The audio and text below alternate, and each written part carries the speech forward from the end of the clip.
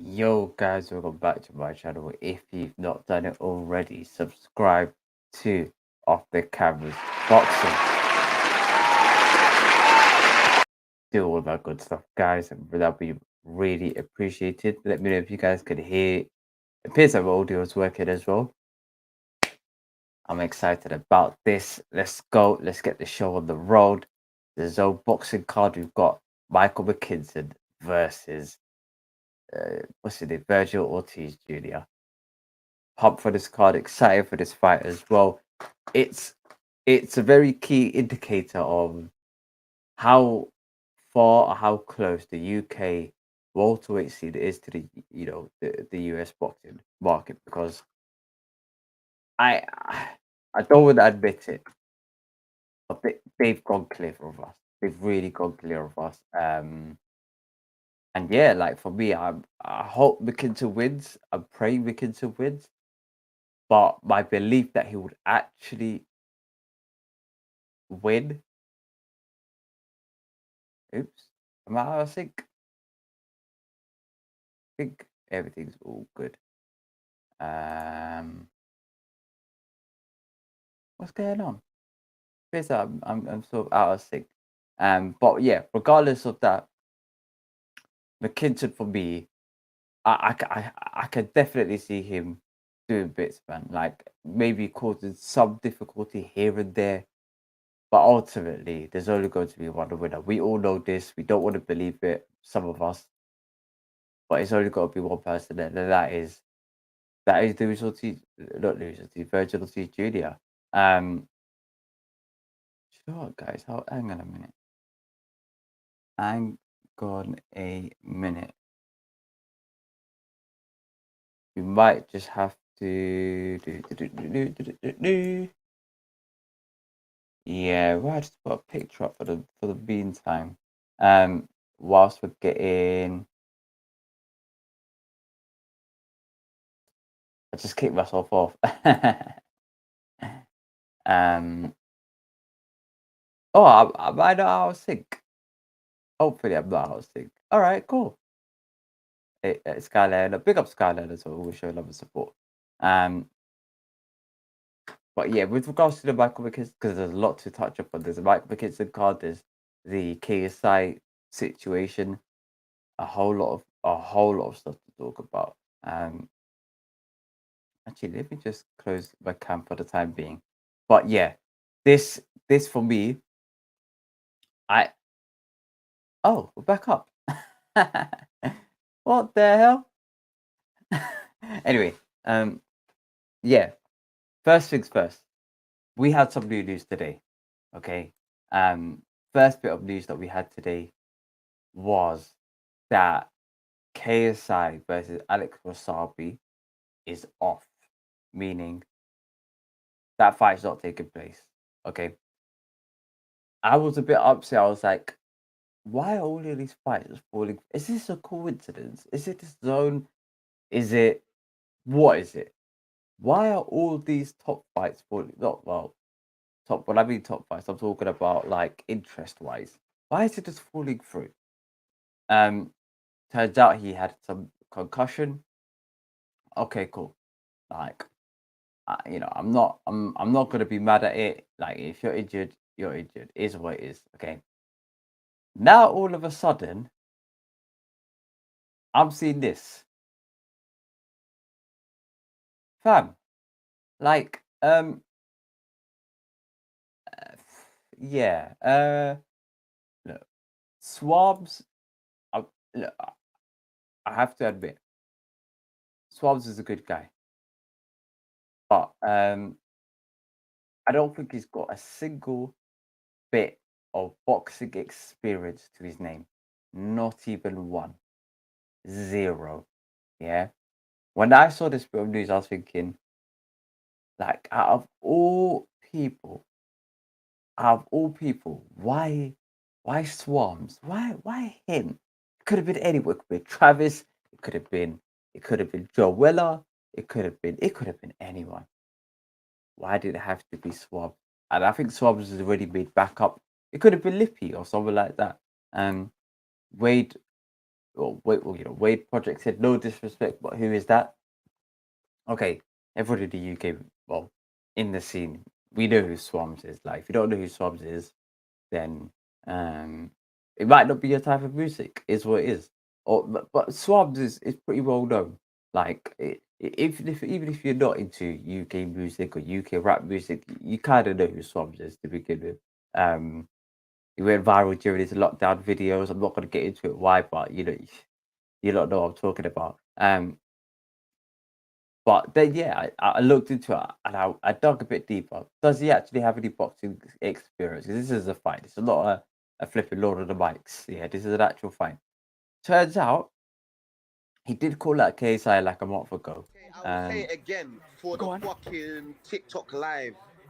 You can go to KSI and say, I want to do a boxing game with him. I'll smoke. But he's winning. He's winning. You want KSI? I want KSI. I'll win, bro. I'll smoke him. You'll get smoked. I'll smoke him, bro.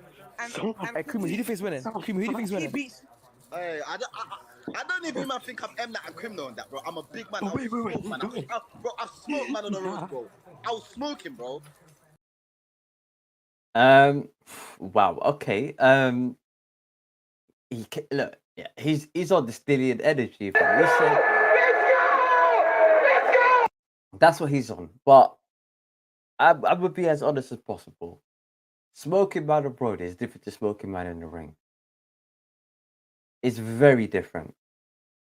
Yeah, you're not swinging your arms from all the way back there. You're not throwing Hail Mary attempts. Punching man up a road is a very different ball game to punching man in the ring with gloves on. They're using their footwork, etc. It's a different ball game. So oops, not sure what's going on here. Yeah, so I'm not sure why all of a sudden, what's it called? The fighting on road is a reference term for effectively getting in the ring with 8 outs or 12 outs or whatever outs gloves and managing to defeat the likes of a KSI who's been boxing for the best part of, a lot of people may even argue, the best part of 3 years or so. For me, it's a it's a bit of a weird one, shall we say? It's a bit of a weird one. But yeah, in terms of who do I think is going to win, I think it's only one. I think it's only one outcome. I think KSI is going to knock him the hell out of here. But why Swabs? Like, it could have been Travis. It could have been anyone. It could have been somebody with somewhat boxing experience that had a bit of a name. Bugsy, bruv, it could have been anyone. Could have been anyone. KSI's the luck pick of the draw is what it is. But that's on that topic. Jake Paul had a couple of his 2 cents, but is what it is. Blair Cobbs versus Hooker has finished. I like Blair Cobbs. Hold on. Oops. Yeah, I like Blair. Very decent fighter. He's got even a better mouth on him. Pause. Very good fighter. He's trading with Crawford's coach as well. Very decent.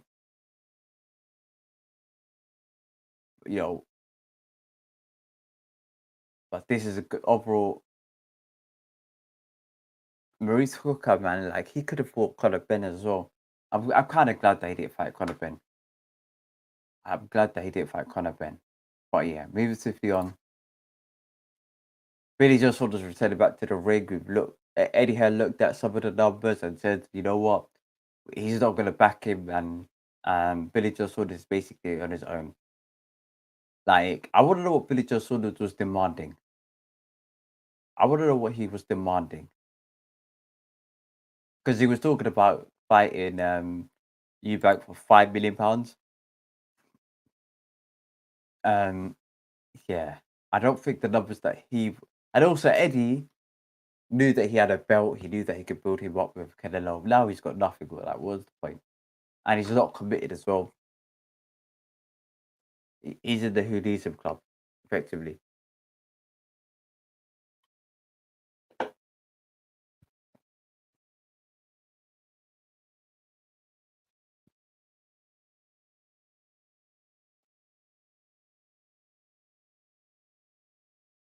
All right, let's go to the judges' scorecards.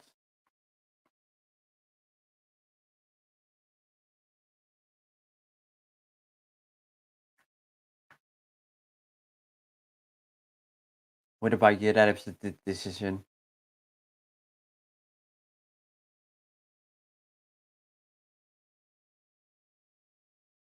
Play the Flag Cops. What a very good performance from him. Very good performance from him.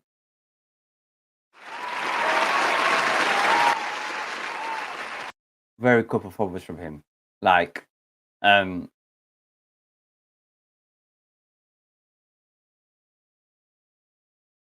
but yeah, a lot of people on the comments say it's A-level performance. I agree.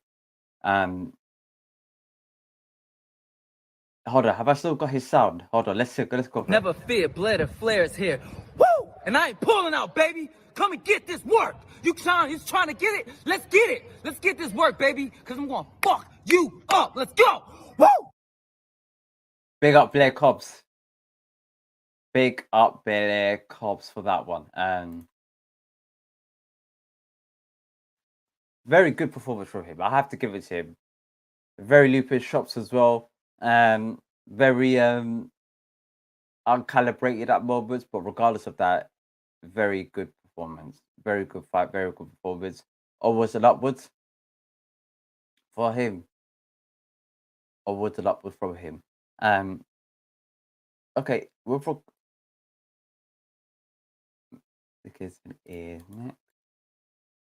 Let's see what the streets are saying as well whilst we're here. Hold up, bear with me one moment. Sorry.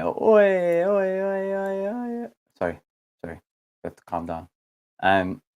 Okay. Let's just it's all KSI talk now at this point.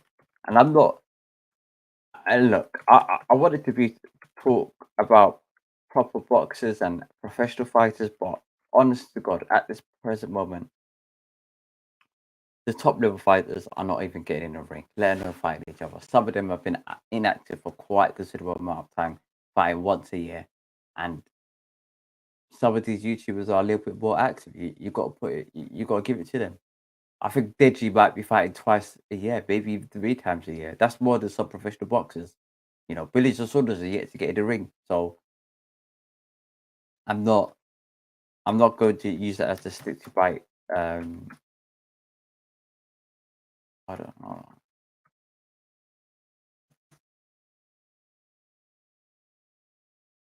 Bear with me one moment. Let's see what everyone's saying. That's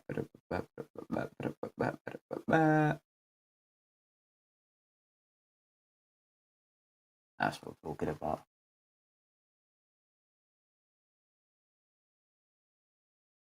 So obviously, you know how bad you got to be to make Blair Cobbs look like Regis Prograde. Flipping hell.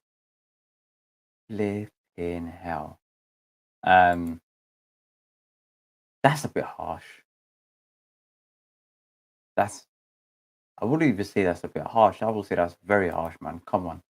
Blair Cobbs is a decent level fighter for me. Blair Cobbs throws a couple overhand rights. Maybe I'm just sold on how he conducts himself. Maybe that's just it. Maybe I'm liking all of the talk where he goes and he says things like this.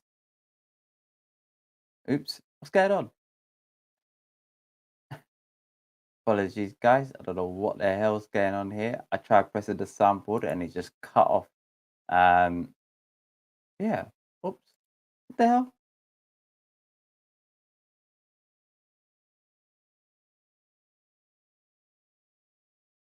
What the hell is going on? Ah, that's why. That's why I was recording. No, I mean like actually recording. I was like, what the flip's going on in the background? Anyway, yeah, with Blair Cobbs.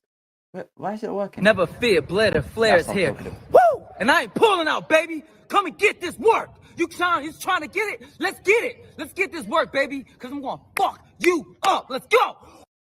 That's the energy he came on, and you got to give it to him. You got to give it to him. He's a very entertaining guy. Very entertaining guy. I think there's Deserto promoted AJ. Interesting. Let's see what AJ's saying.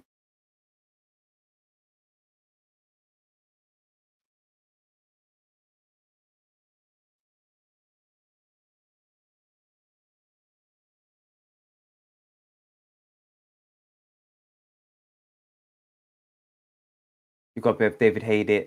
Okay. What the hell's going on, guys? Why is it? I like this.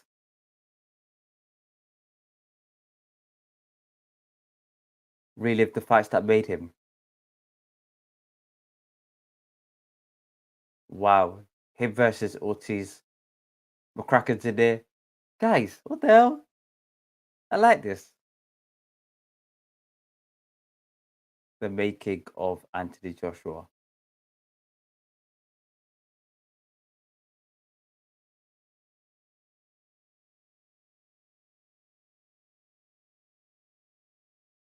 Wow, okay. I'm here for it. I'm here for it. The making of a few of the DAZN fighters.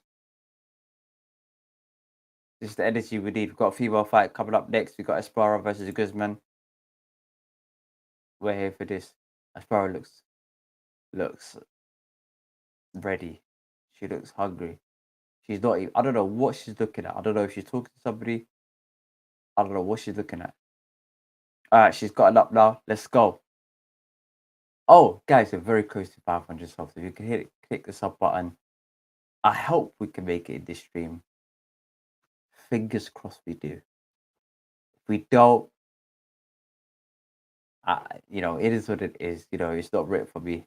And it's in God's hands at this point. But yeah, fingers crossed we get it in this stream. She looks ready. She looks hungry, focused, looking down the corridors, pounding her knee with big pause. With the glove, looking at her coach, say, "Yeah, I'm here for it."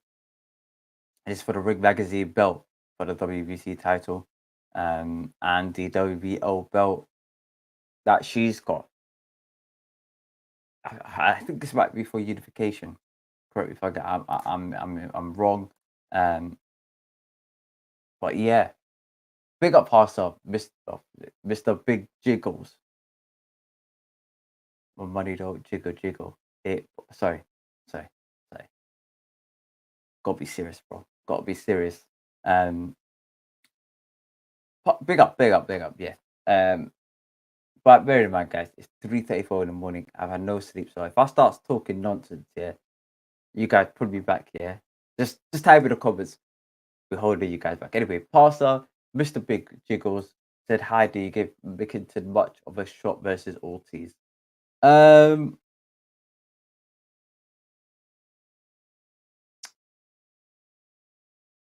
To an extent, and the reason why he has got some chance, I can't say he's got no chance, because he is top 15 level of welterweight, so he's got some level of a chance, even though the top 5, top 10 are like they're gone clear.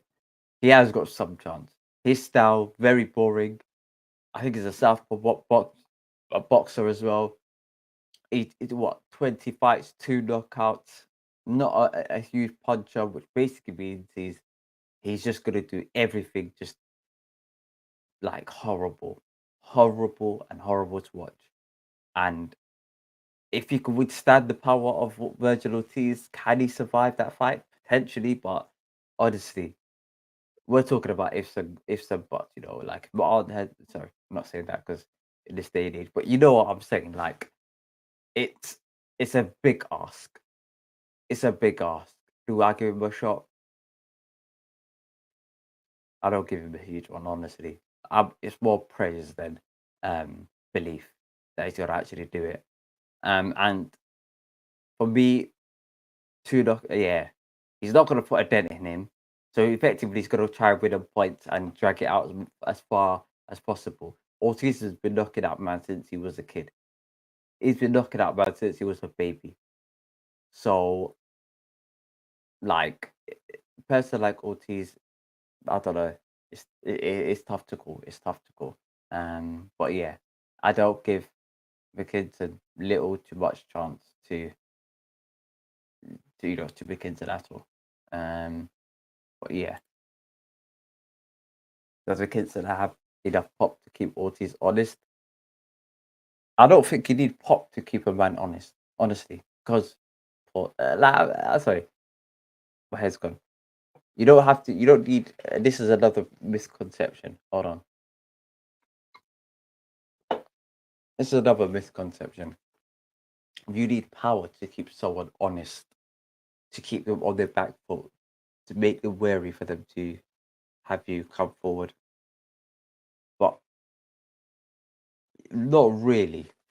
Not really. Okay, not really.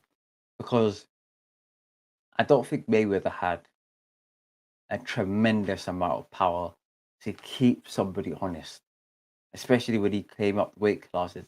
He didn't have considerable amount of power to keep people honest. He beat them based on skill, IQ, and timing. And that's effectively what McKinson's got to do. He's got to be awkward. He's got to clinch as much as possible. He's got to just use your boxing IQ, because this guy Ortiz, he could do it all. He's arguably top 5 welterweights in the world. And does he need power to keep him honest? No. No. He needs to take the power, but I don't think he needs power to keep him away. Not necessarily, because Mayweather didn't have enough power to knock out Maidana. From watching those two fights, I don't think he had power to knock him out or really hurt Maidana. Maidana kept coming forward, and it was the skill level that got Mayweather over the line. And this is what's going to basically help Mckinson get it over the line. So he doesn't have power, but he's got to take power, and that it's more so with punch resistance than punch power. If you can take a punch, blood, that's you're 80% of the way there. If you can take a punch, you're 80% of the way there. Now all you got to do is start throwing punches and throw eye-catching shots, and that's it. You've won the fight.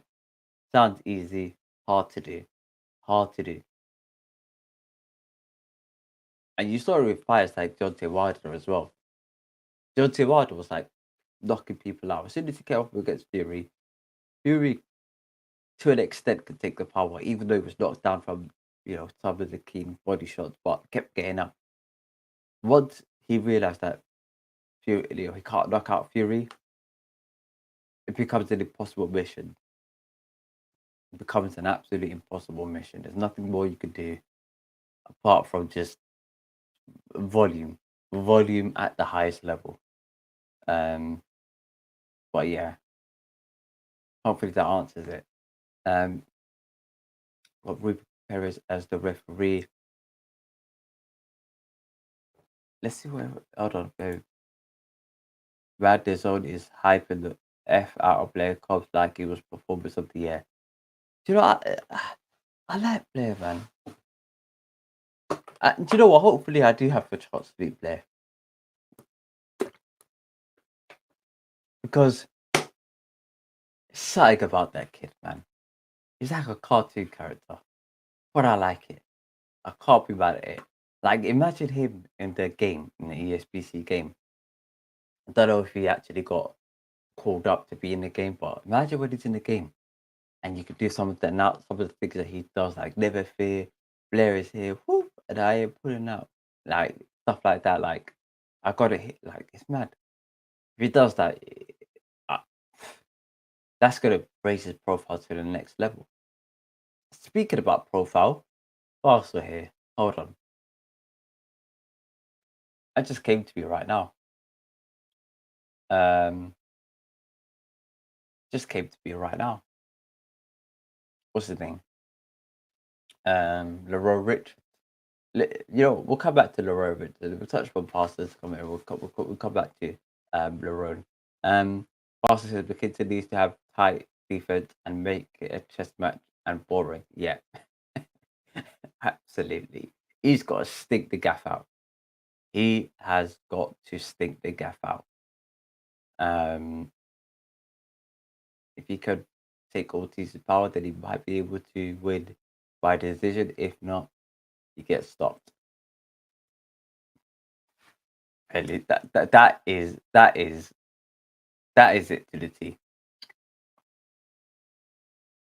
And I'm telling you, most man haven't taken it. Ortiz's power, most man. So if you end up losing to Ortiz, like what exactly can you do? What exactly can you do at that point? Because look, Ortiz is a hell of a fighter. After this, we're looking at title shots potentially. With the likes of because we want Crawford versus this is the thing. Hold on, this is what I'm saying.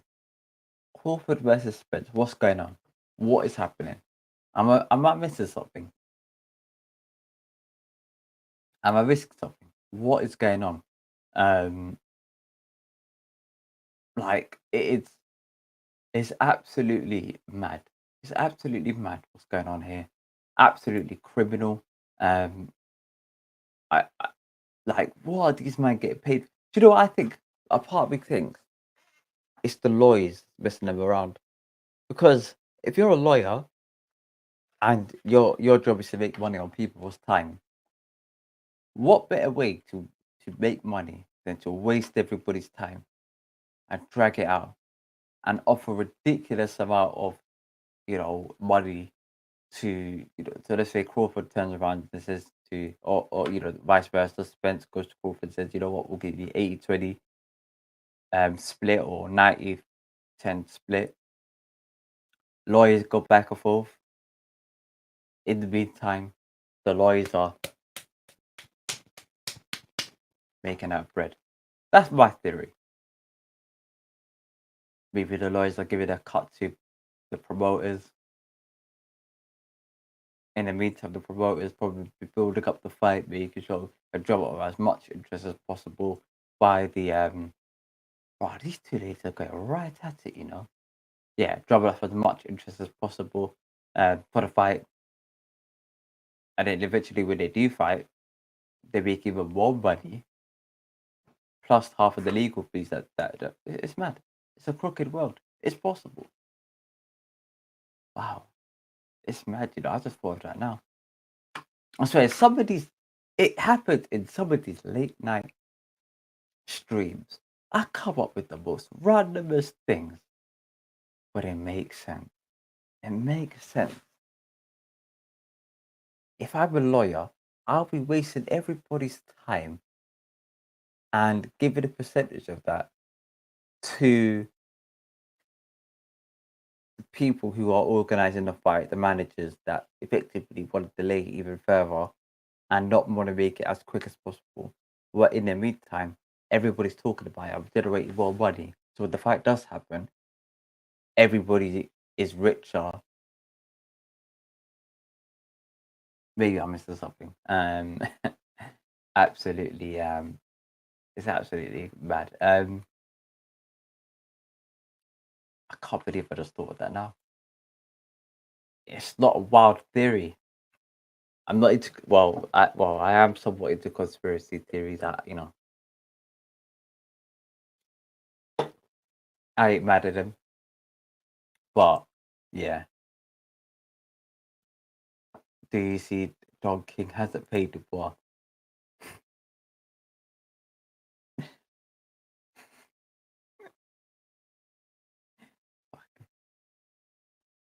I'm laughing because and I'm gonna be as honest as possible. This is on the bar. This is 100% on the bar and his manager and promoter. 100%. I know he went to a purse bid situation. I know Don King bid the most of the purse bid, but after that, just pull out. If you can't get the fight, pull out. If Don King gets the fight, pull the hell out of there. Or demand that it'll be an escrow or you're pulling out. Simple. Yeah. The bar is 24 years of age. Even though maybe in some people's eyes it'll be seen by the public as cowardice, don't matter. He could then build on, go down the WBO route, IBF route, or WBC route, try to go for those belts, unify, or try to win those belts, if AJ or Fury and Usyk fragment the belt and get the hell out of there. The fact that he was so keen and persistent on getting this belt, and now he's losing money, I have to blame Dubois. Everybody knows Don King. You ain't gonna get paid from that product anytime. If you are, you're gonna get paid in 1p coin. You're gonna get paid in pennies. You're gonna knock on the door. There's a wheelbarrow full of coins, and that's how you're gonna get paid. Yeah, and that's not even gonna be all of upfront. It's gonna be in installment. You are gonna get if you're gonna get paid, it ain't gonna be anytime soon. Oh, hey, we've got Louis Ortiz, Virgil Ortiz, sponsored by Ford, looking healthy, looking strong, still to come. On the Don King front, for Don King to be in this sport, it shows that the sport doesn't have any level of governance. This is what I'm saying, guys. Everything I'm saying, guys, is things that I've been repeating. The sport of boxing has no governance or no real governance. Okay. So if you've got no organization and everybody's free to do what they want to do, you're going to get a lot of problems. Yeah. That means you're going to get promoters like Don King that effectively rob people blind, get fined, come back a couple of years later, promote fighters, and then don't pay them at all. And for me, I just see it as a complete stain on the sport that he's still in there. I think the commissions, he shouldn't be commissioned anymore whatsoever. I think he should have his promoter's license removed from him, from the US, etc. And going forward, anybody that doesn't pay the fighters within within 30 days of the fight, at the bare minimum, is subject to pay sanctioning fines or commission fines of up to, I don't know, 50% of the purse. Or you make up how much you want to do, but up to a certain level, okay. And that way, well, cash plug wallet, all of this is already sorted overnight. All of this is sorted overnight. What about how about having a mandatory, every person who's in your top 10 ranking or the top 5 ranking mandate? Oops. Good guys. Yeah, everybody in the top 10 rankings mandate their fights and offer it. I gave them a guaranteed split, meaning that irrespective of how much money they make outside of the sport, they have to effectively conform to those splits, A side, B side, whatever. Okay, they may be able to have their own level of sponsorships outside of the sport that may generate even more money, like AJ, like whoever. But ultimately, the split should be determined. The boxing split should be determined not on your commercial value, but on your on your ability in the ring and how skilled you are. The highest paid footballers are the most skilled, and therefore the highest paid boxers should be the most skilled. I know some of the most skilled are also the most marketed, but in boxing it's even worse. Like the likes of Neymar, Ronaldo, Messi probably make the most amount of money, but they're probably the most skilled. And therefore, it is kind of deserved. You know what I mean? Whereas if you're even, but they're not paid based on how good they are at talking. They're good at how good they get paid at how good they are in the ring, how good they are to watch, and that's how it should be. Personally, I'm part of the minority. Big up parts as well.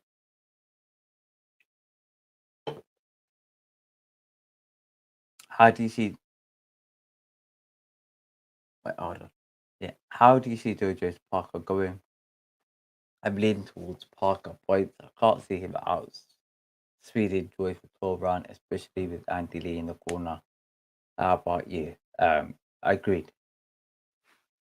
Agreed. But,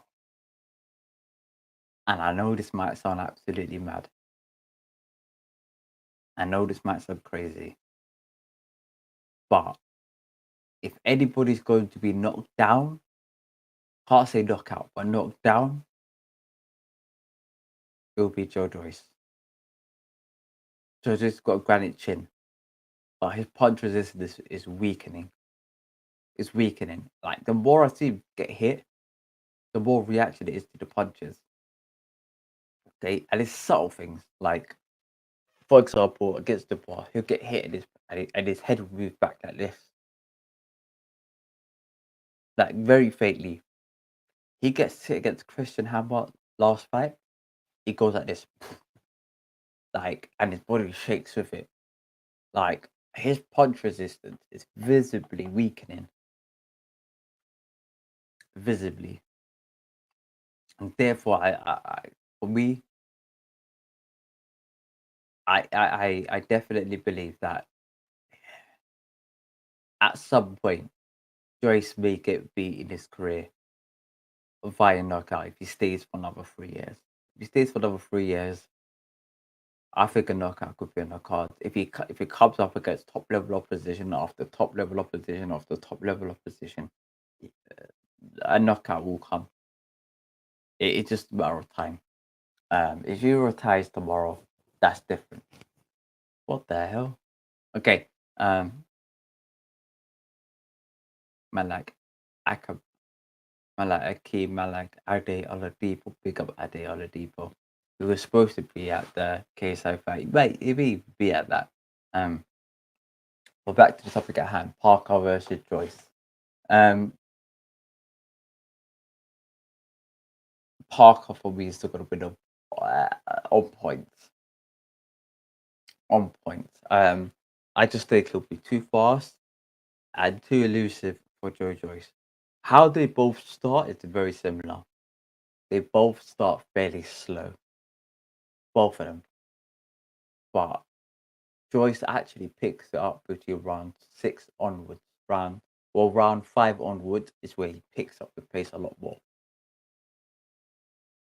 Whereas the Parker, on the other hand, he picks up a lot quicker from round 3, round 4.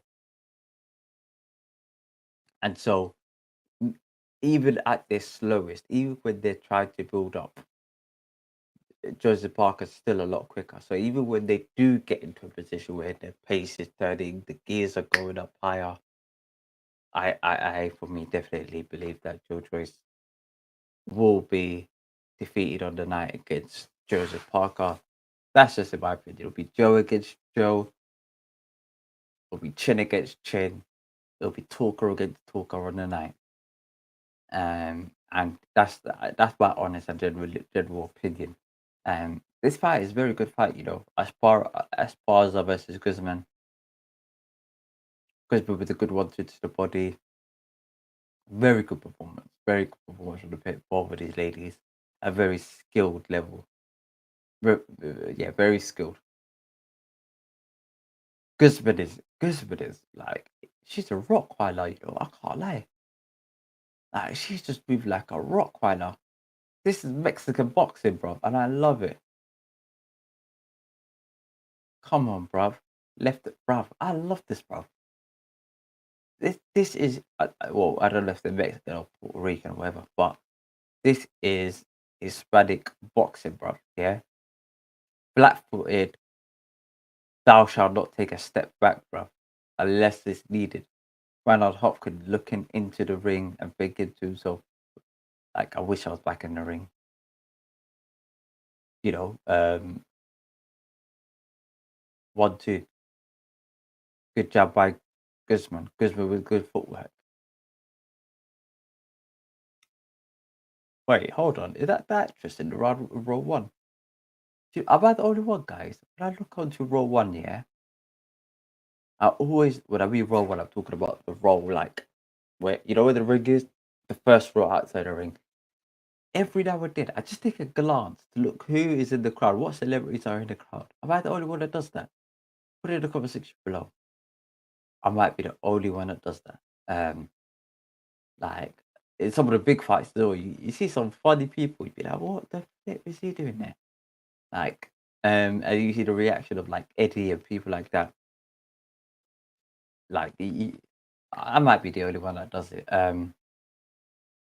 Let's see what the streets are saying. You know what? Let's see if I can download this.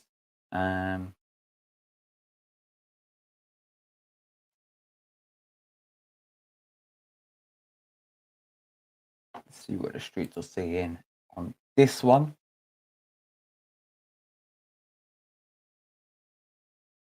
Gisborne is definitely better than the prognosticated pre-fight. Oh, prognosticated. Big man. Prognosticated. Before tell from signs or symptoms. Like a prognosis. Okay. Okay, Black. Okay. Okay. I never knew that. Yeah, okay, cool. What else has been said? Nobody. Okay. Bear with me. Guzman has some decent technical skills. I agree. Girls turning up on the zone. Might be an American way of saying things. Like, does everything turn up? I don't know. Esparza is getting aggressive. I can't say that. I think, actually, if anything, I think Guzman is getting aggressive.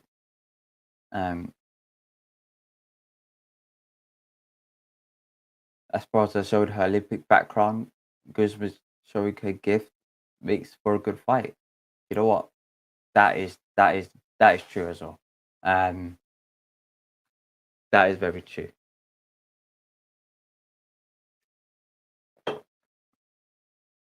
That is very true. And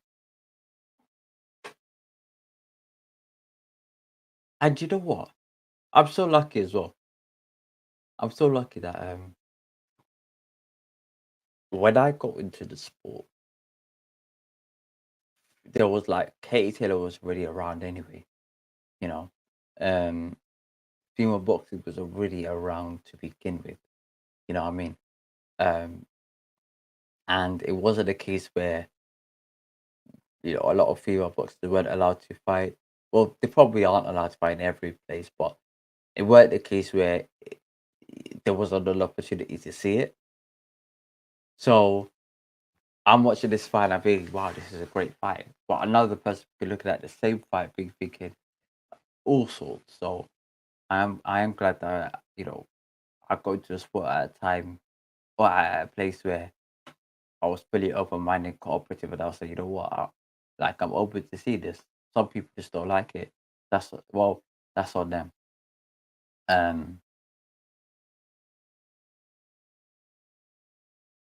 People in the crowd, oi oi.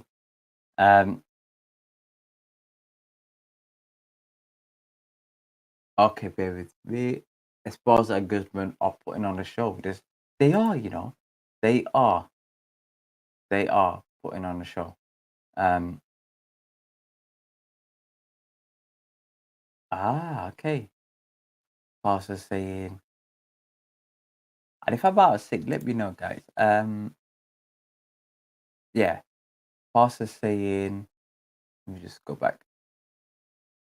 Bear with me. Shields versus Marshall prediction. I'm going with Marshall TKO.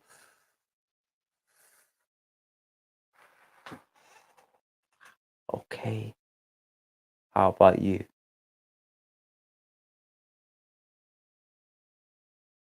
Interesting.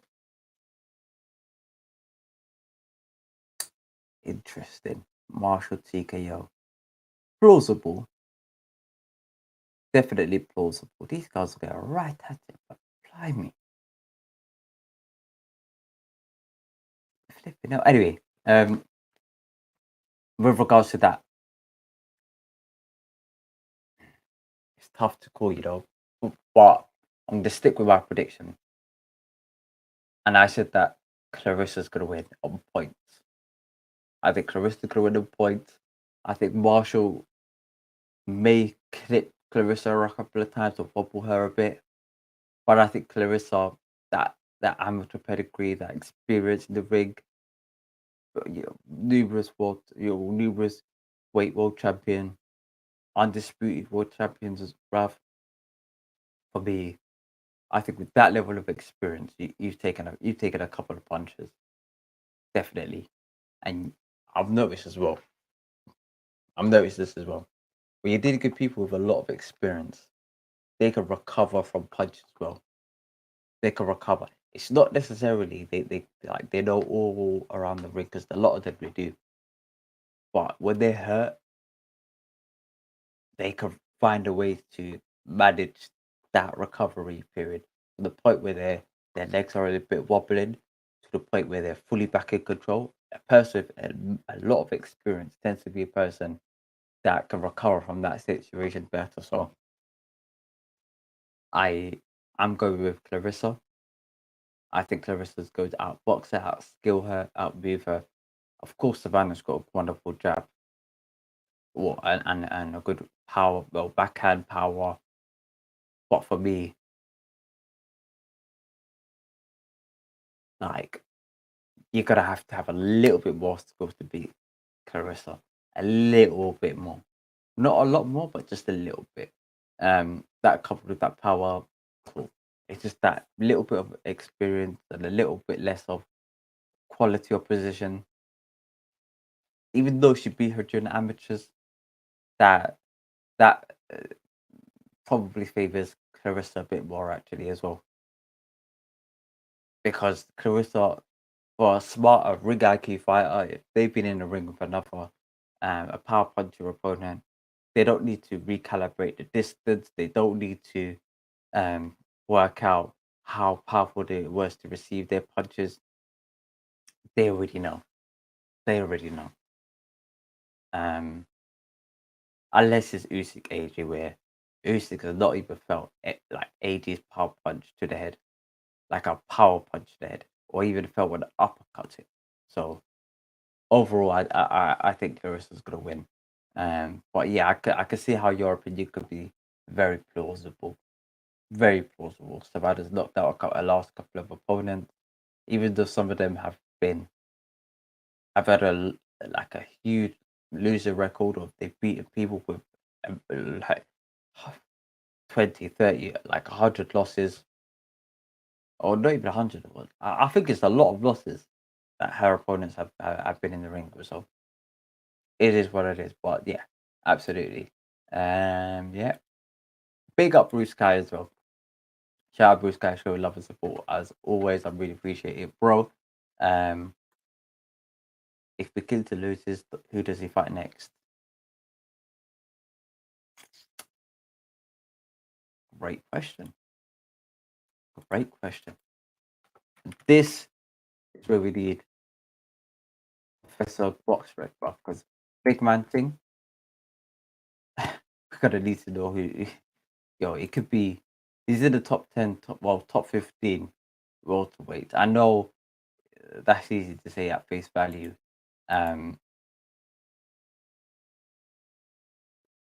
Oops. Yeah, I know that's easy to say at face value, but because of the top 5 are like, or top 7, 8 are like, wow. And the rest are a bit, you know what I'm saying? British level. So, okay. Where are we? All right, Walter.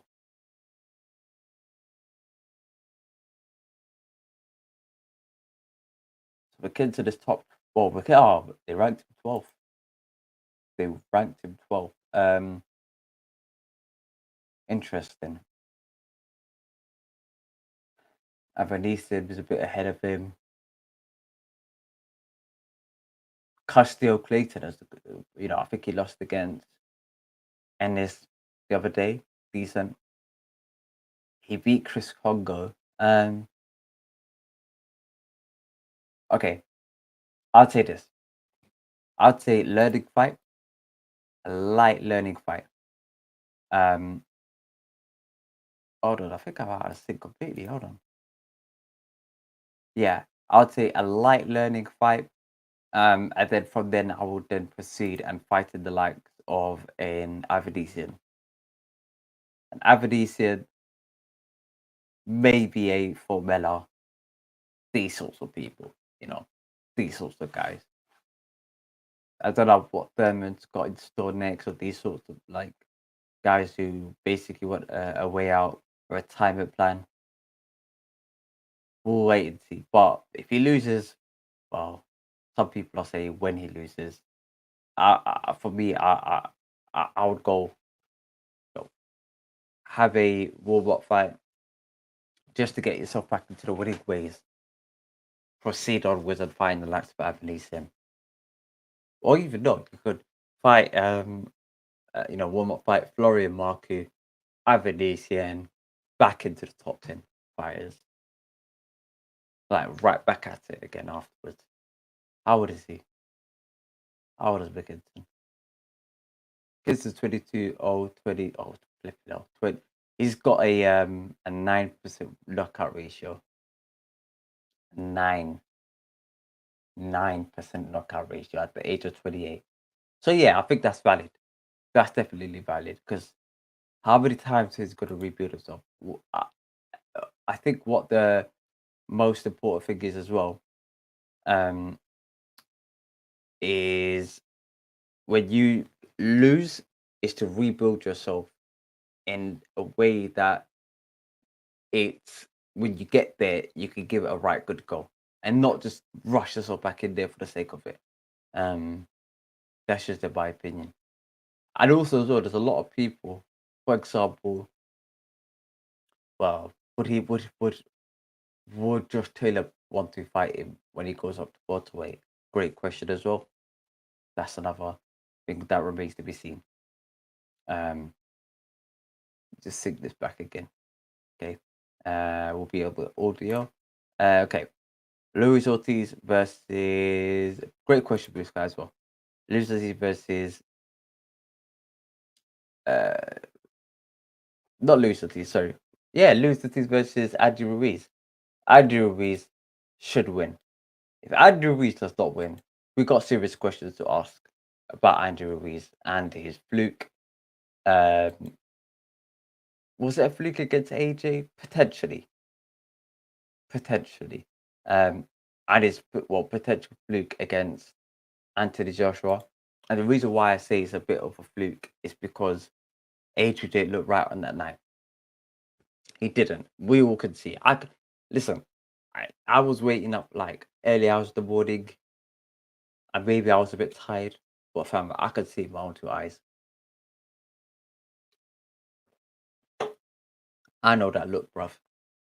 When someone's been woken up in the morning, splash water on their face and been thrown out of the house, I know that look, bruv. Yeah. Look like you've been woken up from a deep sleep. Told you just have to fight. You're like this, you're looking into the crowd, you're like, your eyes are squinted, you're like this, you're like, yeah, like your eyes, you're moving shocked. You got a scar on your flipping cheekbone. For out of the blue, you start moving a bit weird throughout the week. Nah, I knew it, man. I knew it. So for me, I think Ruiz is gonna win. Well, he should win.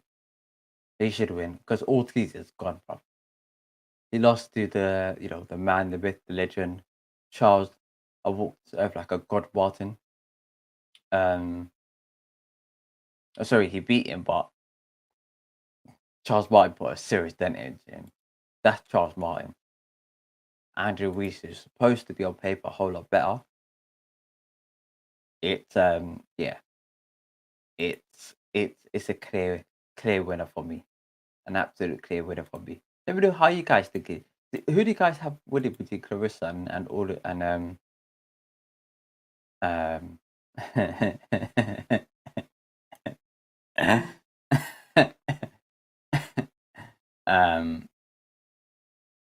maybe bam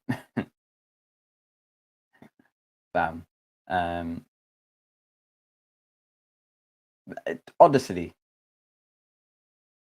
whatever problem AJ had nothing to do with Ruiz giving AJ a beating. Yes, it did.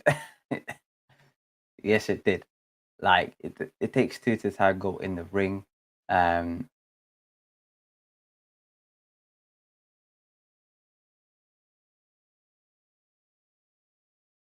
on.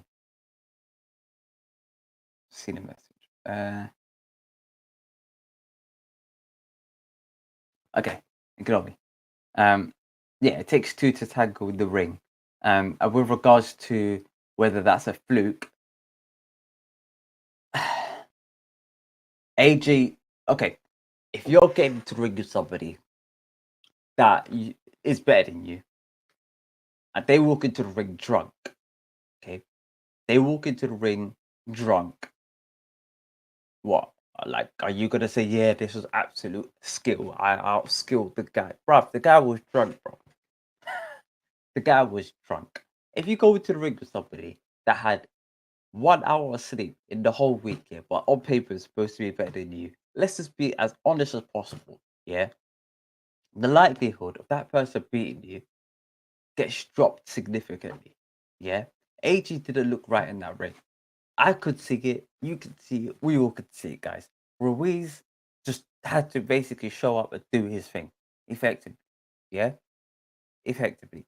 AG came with the wrong game plan, ironically, similar to Usyk. The wrong game plan, and he looked out of it from the get.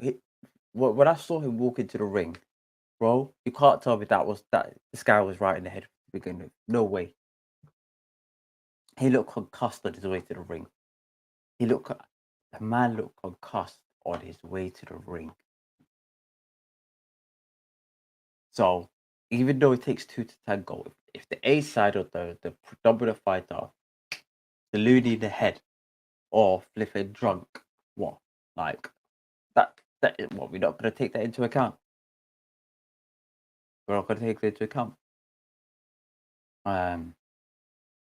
Ruiz was landing at will. I was able to pull off his combination. Yeah, that's true. That's true. Um, that's true. Yes, Ruiz right landed his combinations, but AJ didn't look. He didn't look well sane that night. That's how it played out. But AJ didn't look fine that night. He didn't like. We could, That's what. That's my. I thought it was, and it also was. It was a wrong game plan. At wrongest game plan you can go with. So it's a combination of both. It's a combination of both. Plus, it was what's it called? It was a last minute notice fighter. Like there's a lot of things that, even though on paper you may think, oh, this guy is unified heavyweight champion of the world. Yeah, that is true. But certain things can throw you off your shade. But for me, AJ went right on the night. And when AJ releases it, when AJ turns around and says, "Guys, I wasn't right for X, Y, Z amount of reason," we're gonna revisit this conversation. I'm gonna be like, "Listen, guys, see what I'm saying, bro? Yeah." Was AJ drunk? No, he wasn't drunk, but he wasn't right either. Was that the same for Usyk lost? No. Usyk lost, wrong game plan.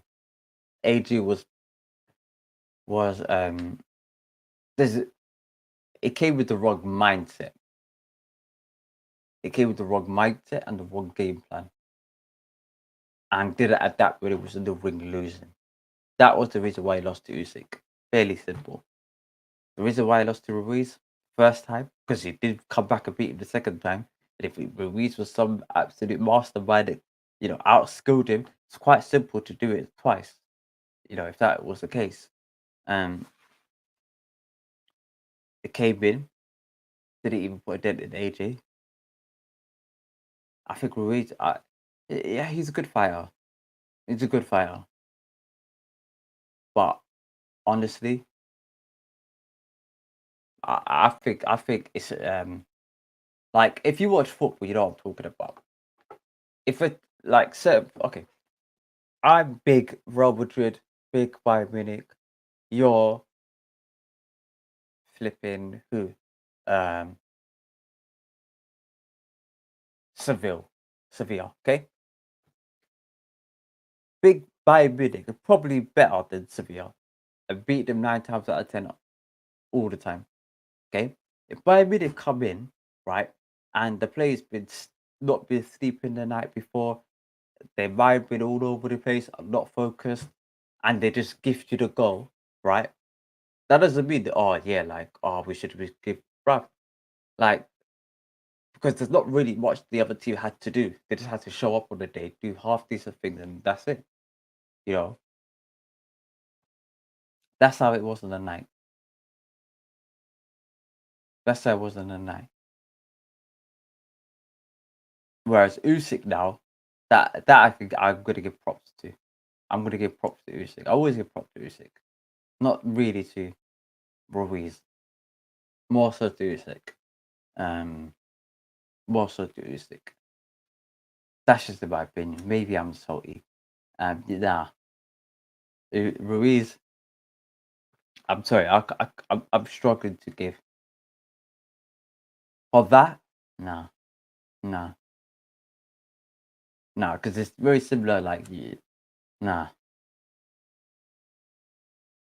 He just showed up, bro. We all know. Let's be honest. AJ did not respect Ruiz. That's true. That's true. AJ did not respect Ruiz. What do you mean by that? As in, he didn't respect his ability. He didn't respect his power. He didn't respect his skill, or he didn't see him as a.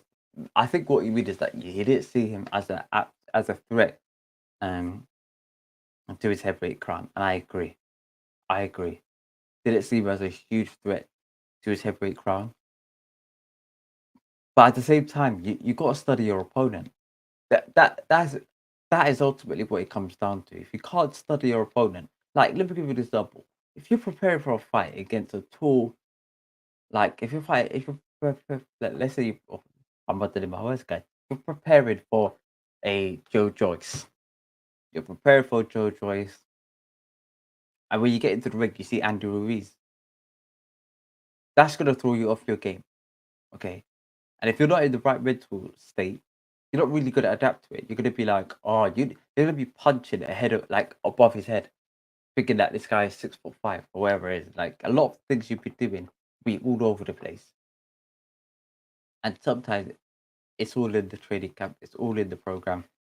If you watch clips of Ruiz, you could have looked at him and be like, okay, fat Mexican guy can box from the inside. I know what I'll do.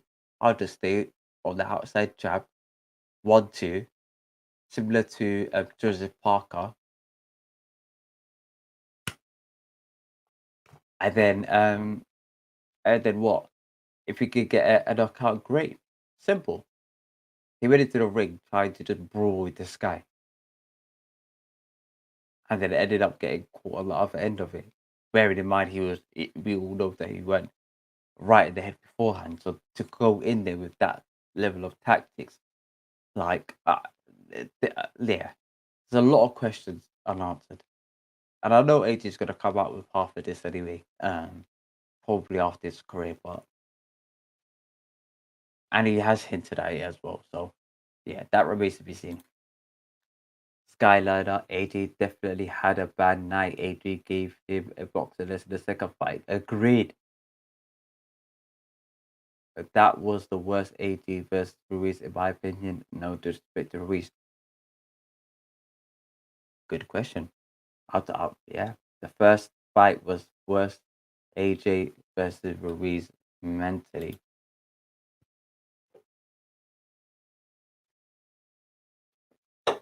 On that, I'm gonna have to disagree. On that point, AJ's worst performance was against Alexander Usyk. AJ's worst performance against Alexander Usyk, but I think that trumps it. Maybe it's just that it's a little bit more recent, but for me, there is okay with the Ruiz first fight. He did knock him down. He did, even though he came with the wrong game plan. He did come in aggressive. He did come in wanted to hurt Ruiz. Okay, so he wasn't, even though he came with the wrong game plan, the wrong tactics, and probably he weren't fit to begin with to get into the ring, but persisted anyway because he was there. At least he put up a better mental performance than he did against Usyk. Against Usyk, I can't point to one positive. Zero. Actually, you know what? Maybe I could say he won 4 out of the 12 rounds. He did hurt Usyk to the body a couple of times. He did touch up and mark up Usyk a couple of times, but there was more. Like I'll put it this way. I was more disappointed after the Usyk fight than I was against the Ruiz fight. After the Ruiz fight, I just sat there and knew this guy's not right. I knew. So I was kind of content with it. After the Usyk fight, I knew I knew this guy came with poor game plan. I knew he came with probably a poor mindset not to be menacing, and he got caught in the end. You know, it is what it is. The Ruiz was his best. Ruiz was at his best, and AJ looked at his worst from a mental perspective. AJ performance versus Usyk wasn't great though either. True as well. A physical perspective in the Ruiz fight. Physically, what did he look? What did he perform better in?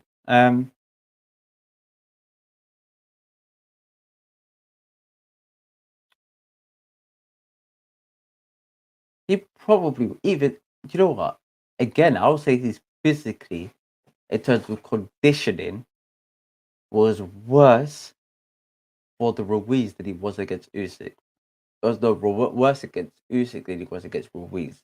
And the reason why I say that is because I don't think with that level of conditioning, as light as he was on against Usyk, I don't think he could have knocked out Usyk that night. Going in as light as that from the torso, I don't think he could have knocked him out. Maybe put a dent in him a couple of times, but not really knock him out.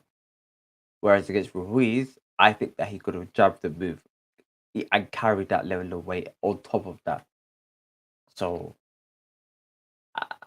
from that perspective, how about all of the other fights? Let me think. That's interesting. I don't. What is AJ's best performance like from a conditional point? I'd have to look back. You're not making me think too much. Big up you, man. Big up Skyliner as well. This is healthy discussion, guys. I'm loving this, man. Subscribe to the channel if you love it, if you like this as well. By the way, guys, we're close to 500 subs, so we could get that over the line in the stream. Oh my god, it's gonna be amazing. Big up Skyliner. Hold on, let me just put my screen full view so I can see it properly. Okay. Lol, you guys are too lenient and make it exclusive for AJ instead of just accepting the loss as it is.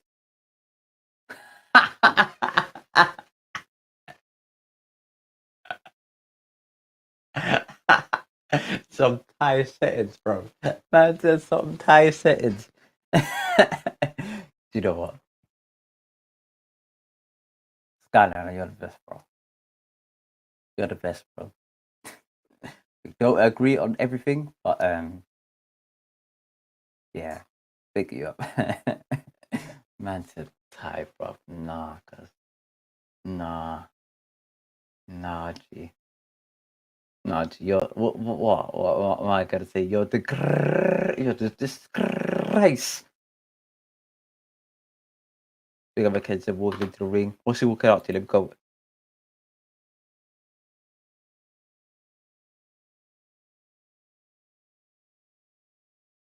He's walking out to acapella.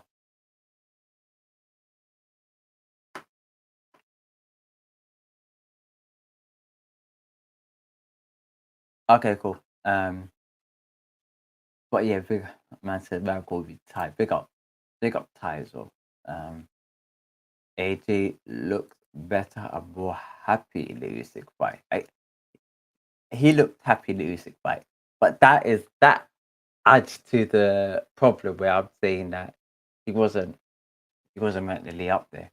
That is the same reason why I say he's mentally up there. I think we're looking at the same piece of evidence, and effectively coming up with very different perspectives on it. But I get where you're coming from. Like a happy fighter is a dangerous fighter. I get your standpoint. It makes sense. AJ looked better and more happy in the Usyk fight, but versus Ruiz, he looked shook. I wasn't prepared and didn't look like he wanted to be there.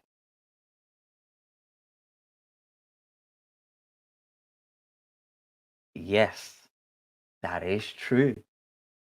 That is true. And that is true. That I agree with that. I have to agree with that. Bit like Lopez Cabosas. Lopez was at his worst and Cabosa was at his best. Rematch TL by KO. Yeah, guy, this is what I'm saying.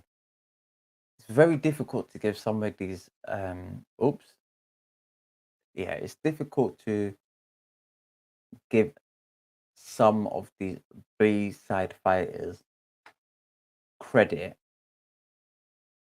a lot of credit for beating the mighty fighter that presides in front of them, where that mighty fighter that we have in our head isn't the same one that turns up on the night. You know what I mean? It could be like you're coming up against a better team in football, but when you get there, they had like half their players are injured. They can't keep a ball for 5 minutes.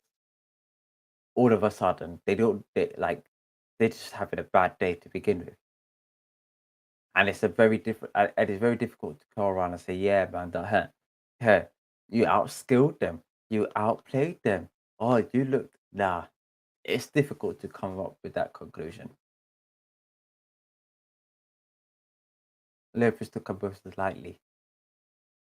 Yeah, yeah, yeah. He did.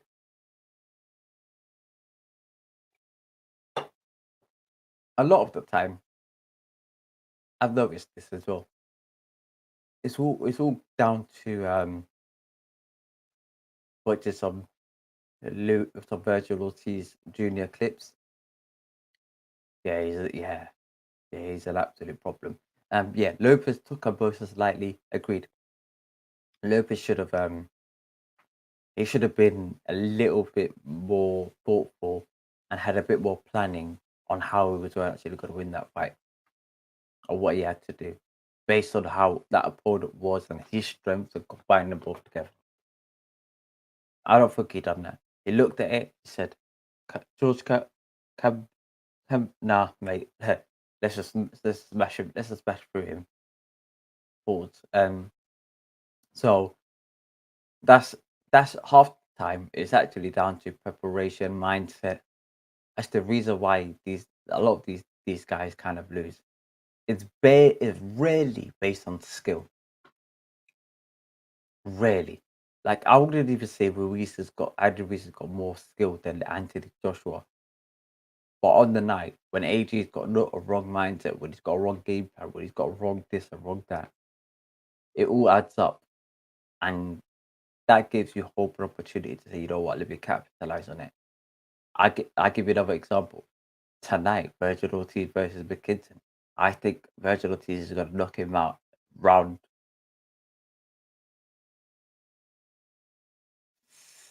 6. I say round 6.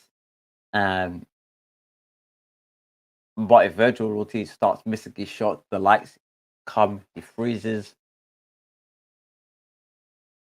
What can you do?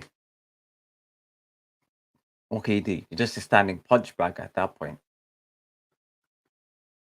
So a lot of things go into the ring, man. Like a lot of things is down to mindset. The lights as well on the night. Like you could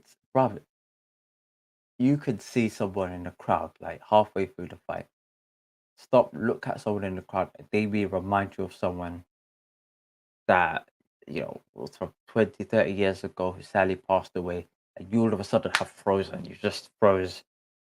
Like your body's paralyzed. You can't think straight. You lose on the night. A lot of things can happen, man. A lot of things, and you can't prepare for some of the things. You just got to show up in the night. You know what I mean? Haiti beat him with a jab only. Theo should have never lost to that fight. Agreed. And you know what? That goes to show that a wrong mindset and a wrong game plan, application form, and everything like that, it don't really matter. The opponent can be half decent. He ain't got to be great, yeah, and will manage to win. You just got to show up at times.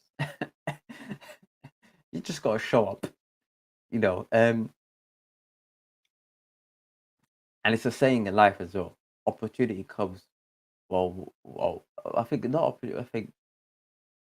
I think luck comes when opportunity meets preparation, and sometimes you just got to prepare for the moments, fight all of the fight, and you may walk into the ring. You may be against one hell of a fighter. That fighter goes into the ring with 101 problems going through his head. All of a sudden freezes, and you just get like a through ball, you get like a penalty. You're like, wow.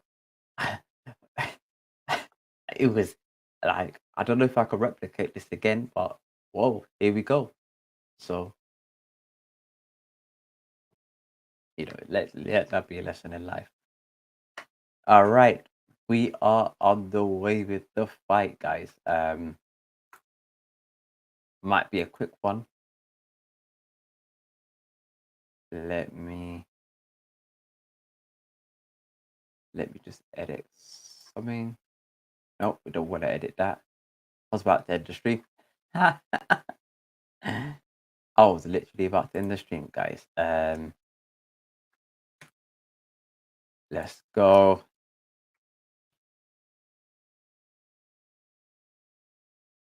Hopefully that's the commentary right. Let's go. I am gassed.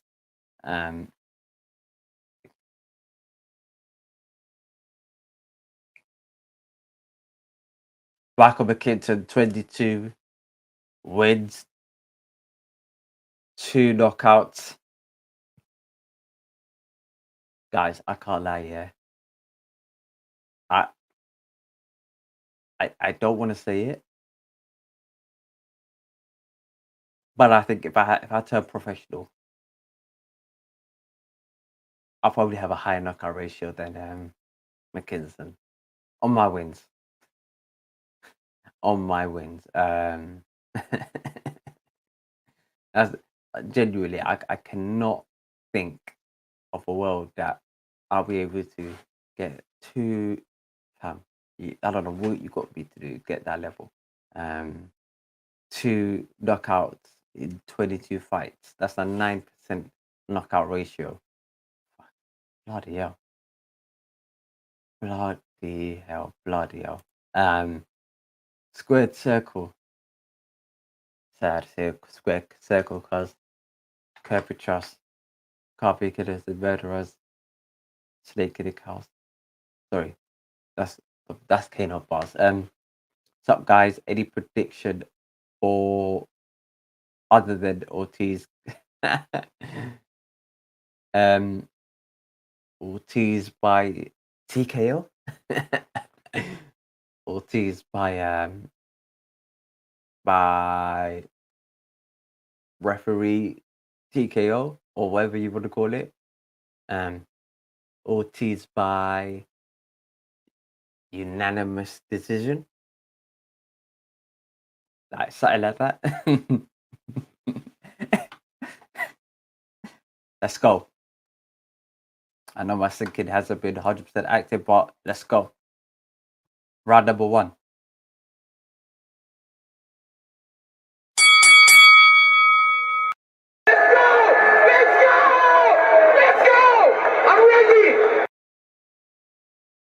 Let's go.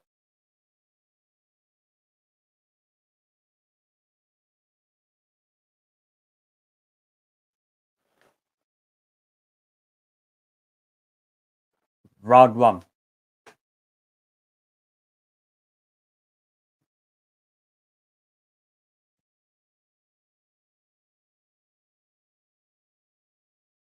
Ortiz versus Mckinson. 2 minutes 16 on the clock. 2 minutes 40 left on the clock. Let's go. Right hand or backhand by Mckinson. Ortiz is defending really well. Good right hand by Ortiz. Left hook, right hand to the head by Ortiz. Slip. Mckinson with a good lead jab. Good at cutting corners. Mckinson's very good at cutting corners. Left hook by Ortiz. Mckinson, yeah.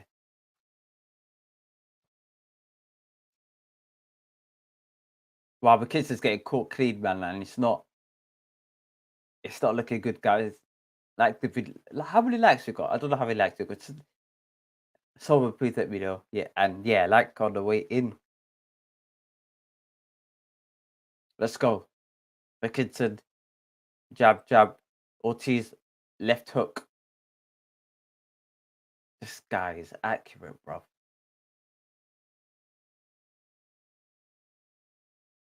Wow, jab by Mckinson.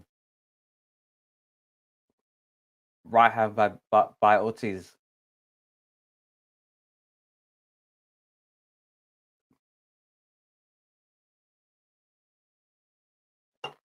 Mckinson missing shots. Left hook by Ortiz. Mckinson is doing his best that he can to put a dent in Ortiz and make him feel the power, but wow, Ortiz, Mckinson felt that his legs are gone.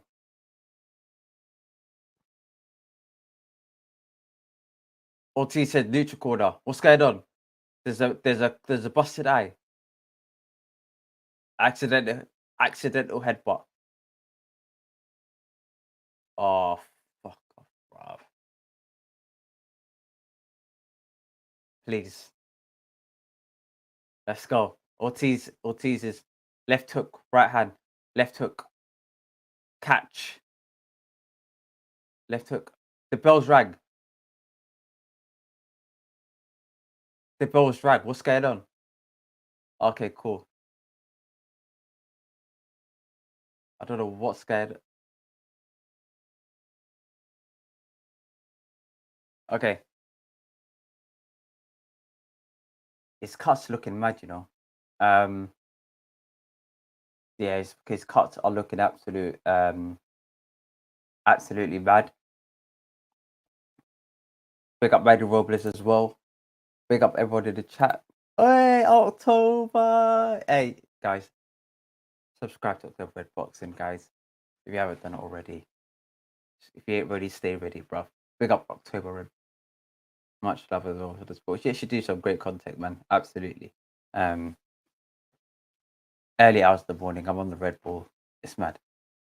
Big up Stay Patted as well. Both men beat Conor Ben. I don't know. We'll see. I got to see Conor Ben first. All right, we're back in. Let's go.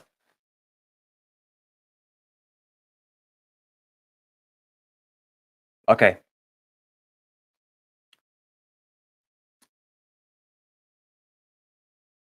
Wow, okay.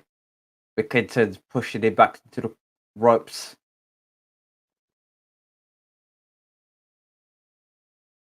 Left hook by Mckinson. I mean, by Ortiz. Right hand by Mckinson. Yeah, Mckinson, he's a sitting duck. But Ortiz is just covering that cut upstairs.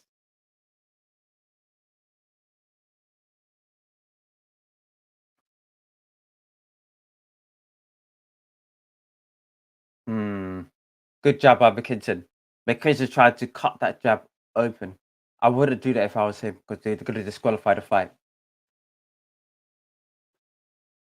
Maybe after a couple of rounds. Wait till round 3 or 4 and then start wiping that clean open. Good. All right, jab by Ortiz.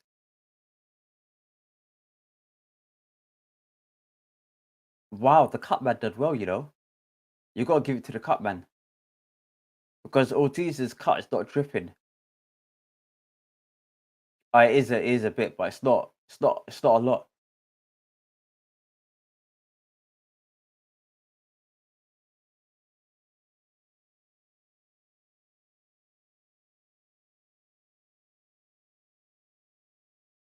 Okay, good jab. Left hook to the body. Left hook to the body. I can't understand how Mckinson's gonna withhold all of this amount of ferocity, all of this amount of punch power. It's tough, guys. It's tough. Good right hand by Ortiz. Left hook to the body by Ortiz. Double jab by Ortiz. Right hand by Mckinson. Jab by Ortiz. Lead jab by Ortiz, but got stuck in between the guard of Ortiz. Let's go. Jab by Ortiz.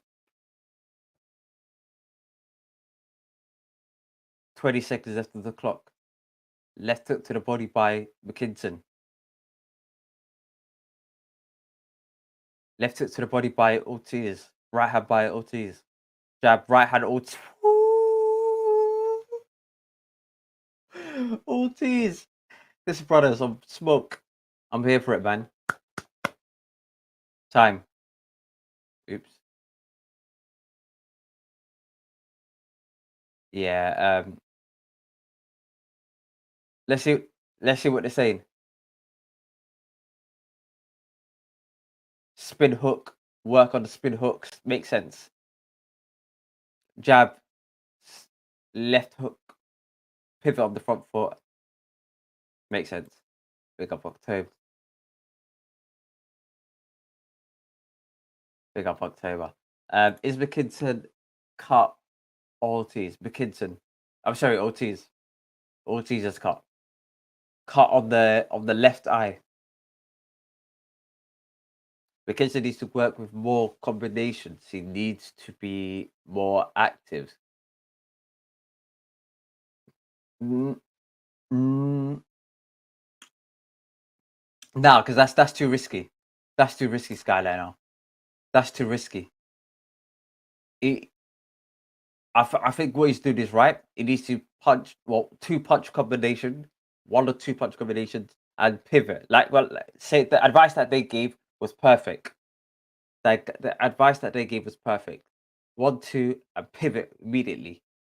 Like it'll be frustrating, but he'll get the job done. It won't be easy. It won't be eye catching, but it is what it is. That's what I'm saying. Ortiz putting in some serious beating on him. Absolutely. We're into round number 3. 2.5 minutes left on the clock. Jab by Mckinson. Mckinson looking a lot better, looking a lot sharper. Ortiz is clip Mckinson. Ortiz. What the kind of fucking foolish, bruv? What the fuck, fam? Bruv, what kind of foolishness is this, bruv? Mav, let's go. Right hand by Ortiz. Right hand by Ortiz. Right hand by Ortiz. Left hook by Ortiz. Fuck off, bro. Bruv, what's kind of on, bruv? Right hand by Ortiz. Left hand by Ortiz. Right hand, left hand, right hook. Let's go.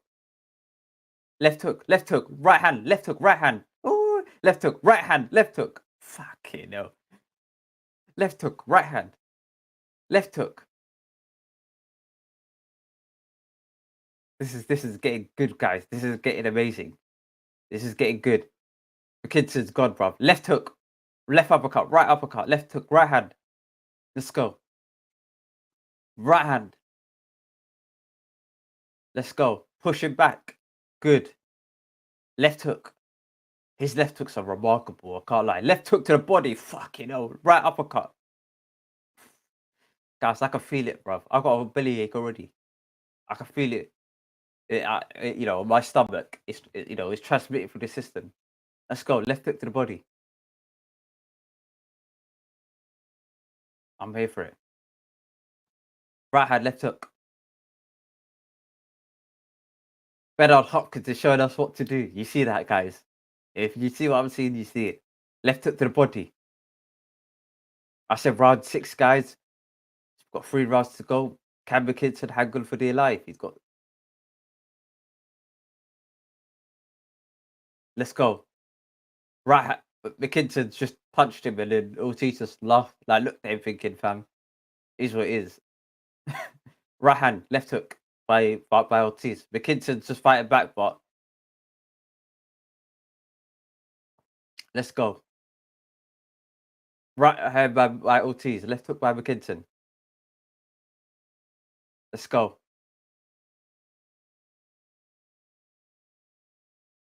Time. Great stuff, guys. I'm pumped for this. I'm pumped for this. Let's go. Uncle Jonah, walk on. What are you telling me, fam? Pick up Uncle Jonah. Uncle Jonah. Bruv, we're in the same fantasy league. I know we're, fam. Listen, Uncle, I'm taking you man out, bruv. Yeah, we're ops. We're ops. Pick up. Oh, guys, we're close to 500 subs. If you can click the sub button, that would be remarkable. And if you've hit it, guys, someone let me know. I don't want to be off the stream and someone lets me know, like, when I'm half asleep or whatever. Let's go, guys. We don't need to watch no highlights. We don't need to make no notes. We got enough notes to begin with.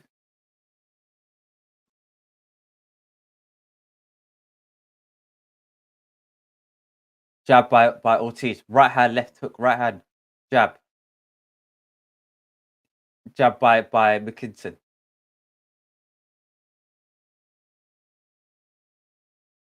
Mckinson with the solid right hook.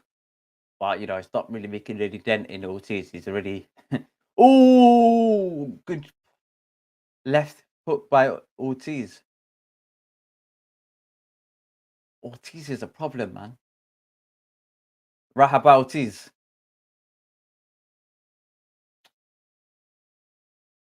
Left hook to the body by Ortiz. Left hook to the body by Ortiz. Left hook to the body by Ortiz. Right hand, left hook. Right hand, left hook to the body by Ortiz. McKinson's gone, bro. His head's gone, bro. His legs are gone. Well, let's see if he can survive. Ooh, left hook to the body by Ortiz. McKinson walking back. Let's go. Mckinson tried to throw some lead headbutts, bruv. What's he on? What is he on? Let's go. Let's go. Let's go. Left hook to the body. Jab by jab by Ortiz. Right hand by Ortiz. Let's go. Jab by Ortiz. Wow. McKinson's tried to lift Ortiz. The only person who should be lifted is himself when Ortiz knocks him out and he's on the floor. And he needs some assistance to get out. Right hand by Ortiz. Let's go. Left hook to the body. Right hand, left hook, right hand. Ortiz is powerful. Left hook to the body by Ortiz. Because this body shots are powerful, bruv. Right hand by Ortiz. Left hook by Mckinson. Left hook to the body by Ortiz. Right hand by Ortiz. McKinson's gone, bruv. But let's just be honest, guys. He's finished. Let's go. 1-2 hook to the body. Oh, 1-2 hook to the body. Right uppercut. Guys, this is unfair.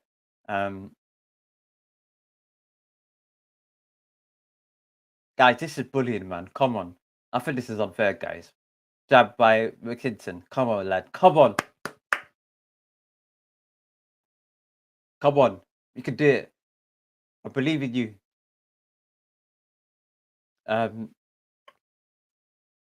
Let's go. Right hand by Ortiz. Left hook to the right hook to the body by Ortiz.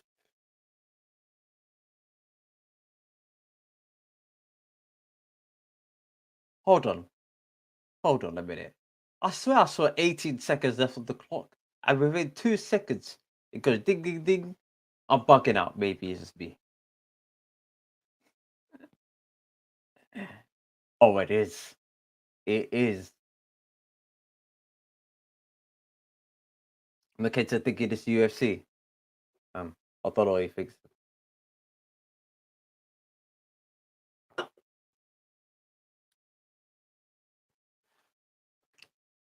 Coaches are telling him work on the outside.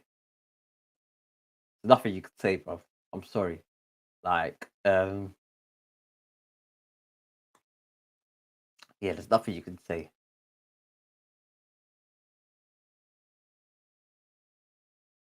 Coach is telling him don't stand and trade with him. Easier said than done, mate. Easier said than done. Couple more like this, and it should be over. Absolutely. Jab by Mckinson. Left hook to the right hook to the body by Ortiz. This is torture, bro.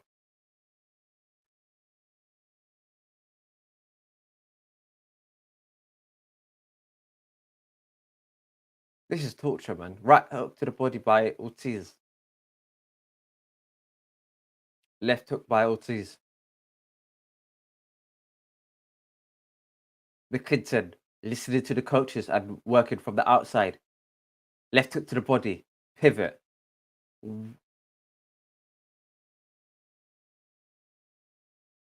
Crawford saying that he's rushing his shots.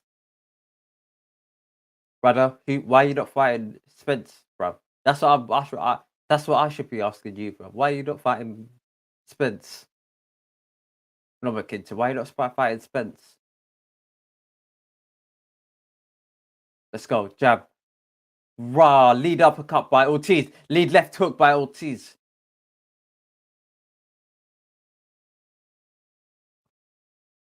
Jab by Ortiz.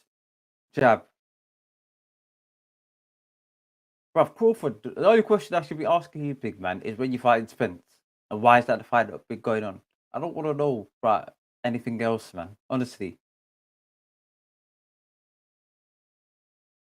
I know there's more to Crawford than that, but fam, you know, priorities here. Got priorities, mate. Got priorities. What? Let's go. Jab. Right hand by Ortiz. Mckinson's pushing him onto the ropes, bro. Come on, man. What are you on? Boo. Let's go. Let's go. Ooh, good left hook by Ortiz. A minute left on the clock. Jab. This is remarkable work by Ortiz. Ortiz is listening to the coach, but you know, sometimes when the tsunamis come in, there's nothing really much you can do. When an earthquake hits, you get all the precaution you want, but you know, you just have to prepare for the worst in that circumstance. If a war kicks off, you got to do the best to defend yourself at all times. But it comes to a point where you become overrun, and now Mckinson is becoming overrun. Ortiz is walking him down. Jab, right hand. 10 seconds on the clock. 8, 7, 6, 5, 4, 3, 2, 1. Let's go. Yeah, time. Mckinson doesn't have enough power to keep Ortiz off him. Ortiz is beating him up. I agree. Beating him the hell up. KSI versus Swarms. This is the like. Sorry.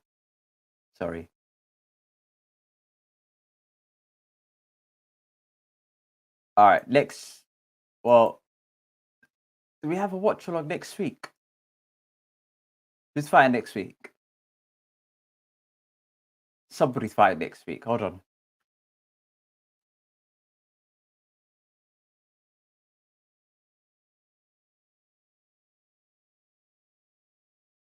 Next week is the 13th. The 13th is, or 14th is the City of Breakhouse. You got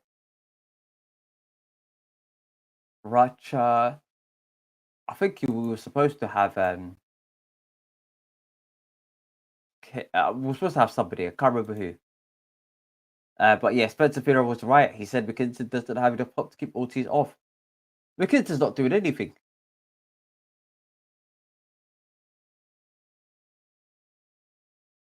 But Spencer's right, you know. About the pop thing as well. You know what? I'm starting to understand where you're coming from with it as well. He's not even pushing it back to an extent. He's got no footwork. Who, Mckinson? No, I think both of these men have got good, decent footwork. This is elite level, so I think they both got decent footwork. But if anything, I'll say Mckinson's got better footwork. But Ortiz is just that much powerful that there's not much you can do. And won't be happy about this. Mckinson is a matchroom guy and he's badly losing. I don't think Eddie cares. I don't think he'll give a shit, man. Honestly, Mckinson's it's one of them. It's like Andrade and people like that. It's like he's not a fan favorite. So Eddie's not that deep. Low risk, high reward.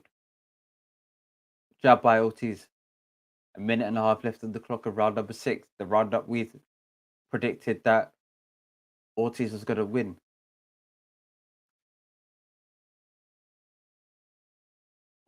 Bruv, the zone's crashed. Bruv, what the fuck? Let's go. What's going on with the zone? Alright, we're back up. We're back up. Minute at 12 left on the clock.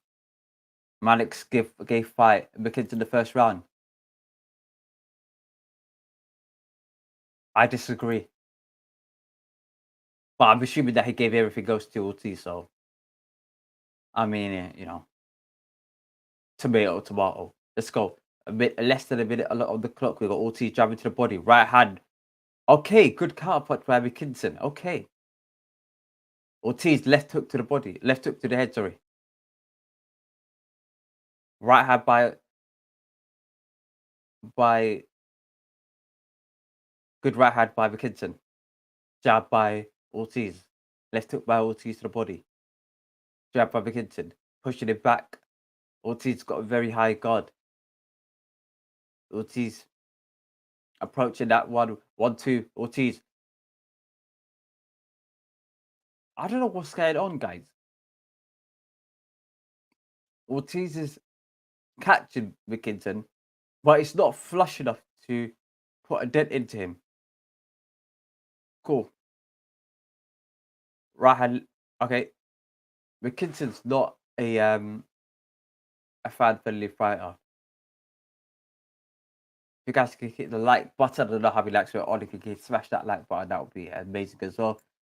Malik, yeah, I think we said that. Yeah, Malik's gave Mckinson the first round. Mckinson looks, he just looks distraught, man. Mckinson looks distraught.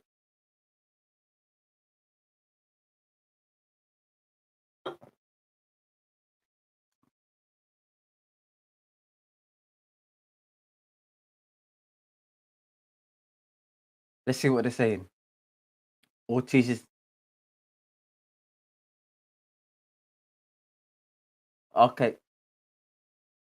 Ortiz's team is saying basically punch him up. Makes sense.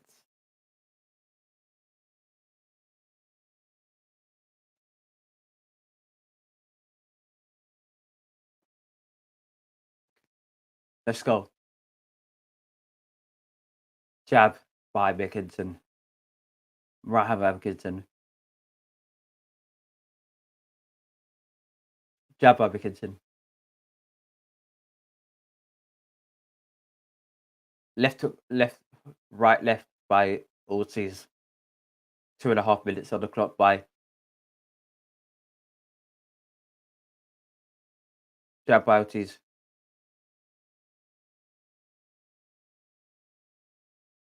Jab. Jab by Ortiz. Jab by Ortiz. Right hand by Ortiz.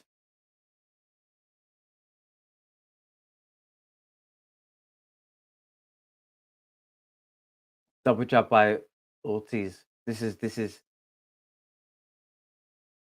slowed down to an extent. Left hook, right hand, left hook by Ortiz. Mckinson throwing a couple of punches in between, but nothing meaningful. Mckinson's moving around a lot more. 1.5 minutes on the clock. Ortiz is following around. Ortiz clips him, but Mckinson recovers. Mckinson getting caught flush with a sudden left hook to the body, but I think he might be going in a bit. Left hook to the body. Left hook upstairs. Let's go. Let's go, guys. Let's go. Let's go. Whoa. Mckinson pushes. Oh, sorry. Ortiz pushing Mckinson. Okay, let's go. We're back in 1.5 minutes. Well, minute on the clock. Jab by Ortiz. Right hand by Ortiz. Mckinson moving his feet around, turning his back away. Mckinson looks disinterested. He don't look like he wants it, man. He's running around the ring, man. Come on, bro. Big man thing. Let's not take the piss. Ortiz is trying to chase down Mckinson and trap him in the cage. Mckinson doing his best Tom and Jerry impression. Jab to the body by Mckinson. Jab to the head by Ortiz. Right to the body by Ortiz. Ref said low blow, but I don't think it was a low blow. I think it was a lot higher than that, personally. But that's from my perspective. At 5 a.m. in the morning. Cool. Round number 8 approaching us. And from what I'm hearing, I don't think that Ortiz has gone past 9 rounds, so we're approaching We're about to approach unfamiliar territory with Ortiz. Mckinson's been this all the time, bro. He's out of 22 fights, 20 of them, he's got points.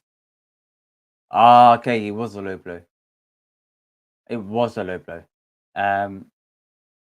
Passer, Mckinson just has no power or strength, man. Ortiz seems to be walking him down with no fear at all. Ortiz has way more power and strength and better in the pocket and is fighting his fight right now. Couldn't have said it better myself. Ortiz is a level above. Big up to all the Rico fans. What is Rico?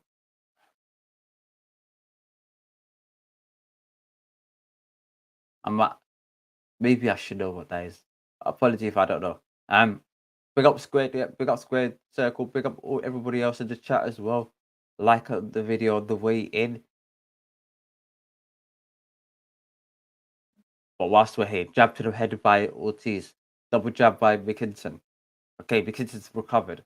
I remember what I said earlier on, before the fight took place, when I said that, look, sometimes when it comes to things such as experience, you may be able to learn how to recover from a position where you are extremely hurt. And that is what Mckinson has done to an extent. Oh, good right hand by Ortiz. Jab by Ortiz. Left hook by Ortiz. Mckinson tries throwing a wild shot but misses completely. Lead right hand by Mckinson, left to the body by Ortiz. A minute 45 on the clock. Mckinson he's not winning the fight, but he's hanging in there. And I'm asking a couple of questions here and there. But he's got no avenue to win this fight. He's already lost on points, in my opinion. He's got to do something drastic in order to win. Roll the dice, bro. Right hand by Mckinson.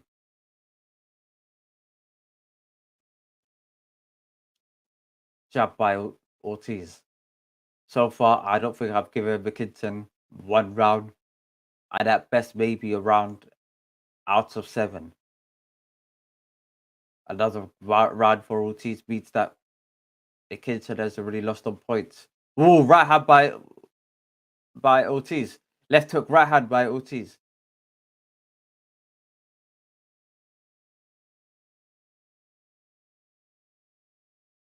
Mckinson's running around the place.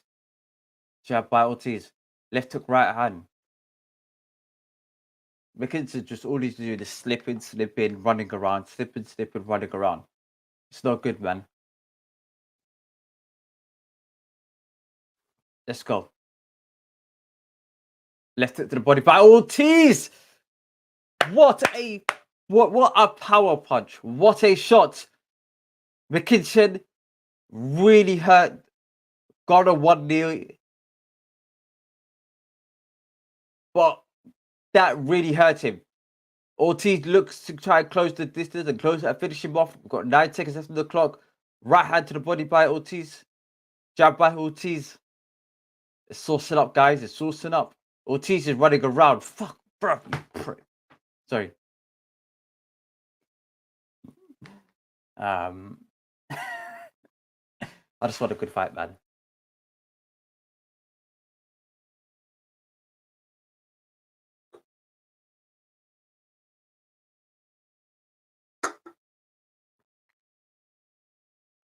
Coach is speaking to Mike. What Mike is saying, no mass, bro. Take me back to Portsmouth, lad. Please. I beg you. Take me back to Pompey. Yeah. I'm not on this no more. That's what he's saying. Absolutely, man. Big up, really good, man. Pressure car. Awareness. Big him up, man. I want to know what grub he was cooking. Anyway, sorry. Back at yeah. Wow, good right hand by Ortiz. Mckinson's down again. I didn't even see like all of the shots, but it looked like let's go. Ortiz is gone. Ortiz is gone. Referees looking at him saying, "Yeah, are you fine?" Ortiz running right to him. Khalas. Right hand, left hook, right hand. The towel has been thrown. Virgil Ortiz ends the fight remarkably with a knockout against Mckinson, or a TKO against Mckinson. No mas. No more. Khalas. As Squared Circle says. The body shot was like really hurting. But ultimately, Mckinson, he had it there. He done his best. I have to give it to him, man. He done better than what I expected. I expected him to go in round number 6. He left round number 8 or 9. So you got to give him his credit. He stayed in there. He done his best, man. So that's all you can expect from the guy. Against a guy who's a whole lot better than him. A whole lot better than him. But like Squared Circle says, khalas. Yeah. Addict's done. Pastor Mr. Bridges, Mr. Big Jiggle said. You know what I'm saying? Absolutely done. What the flips? I gotta say goodbye.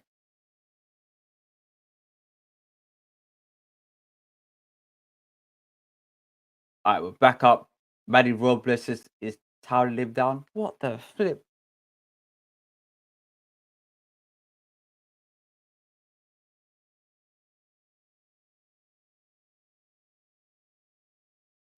I think it really pissed him off with the headbutt. I wouldn't.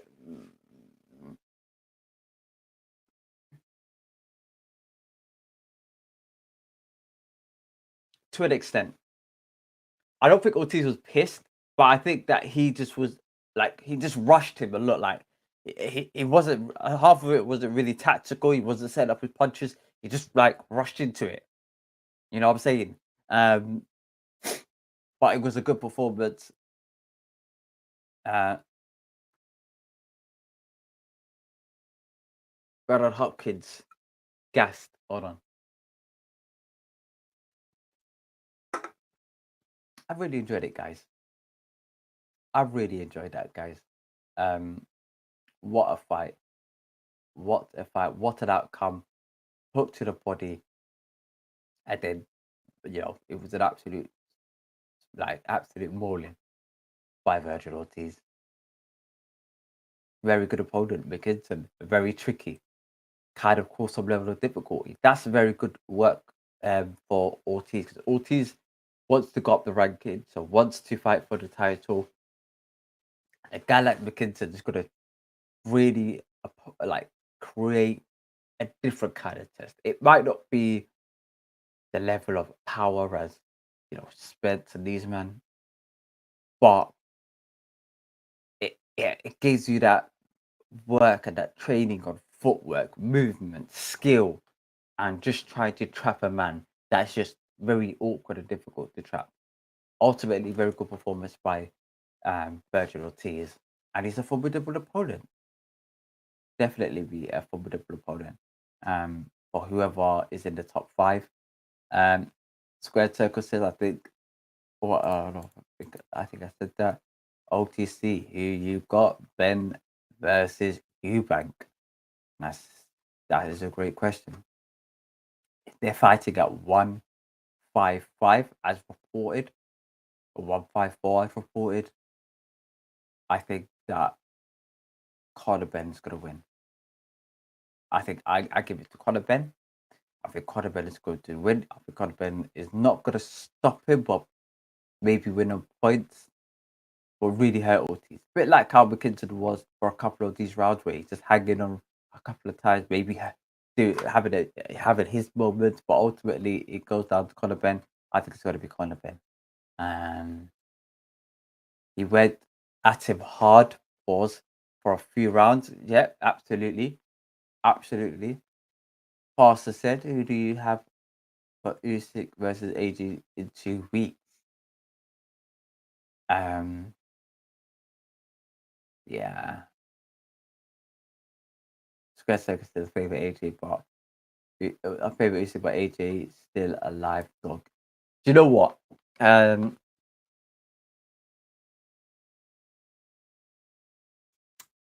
not confident, man, in AJ at this present moment. AJ is my favorite fighter. I want him to win. You know, but I'm not confident that is going to be the case. But I'm still going for AJ win. Absolutely, I'm going for AJ knockout inside 5. I'm going with it. I don't care, bro. Yeah, if he loses, we're all gonna cry together anyway. It's calm. But if he wins, we're all gonna be laughing together. Yeah, I don't care, bro. Yeah, I think AJ is gonna win inside 5 rounds. Let's go, bro. No, actually not 5. He's gonna win. Very similar to how Virgil was. Maybe 9 actually, 8 or 9. Potentially. Hurt him really early, and then Usyk just hangs on for a couple more rounds. AJ finishes him off after. That's what I'm thinking. Bruv, sometimes you just gotta go for it, bruv. That's what I'm saying. Fam, that ring.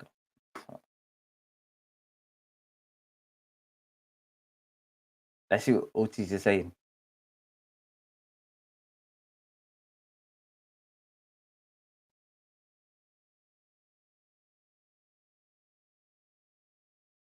Or Ortiz says he wasn't listening to his caller the whole time. It looked like it. It's the way he was fighting. He was just the way he was freestyling. And you know what? Sometimes you could do that, and other times you can't. You can't get away with it all the time. That ring, fucking hell. Bloody hell. I swear. You gotta give it to Oscar, bro. Shout out Oscar De La Hoya. That's all I've got to say. Ben will wreck Eubanks. That's what Skyliner Samuel's saying. Or Skyliner Schmuel. Schmuel. We'll just say Skyliner, man. Bam. Are you not seeing his ring? Bruv, you don't take notice sometimes. Oh, you see what? Sorry, guys. Some of you guys are married, so apologies. You are close your eyes. Anyway,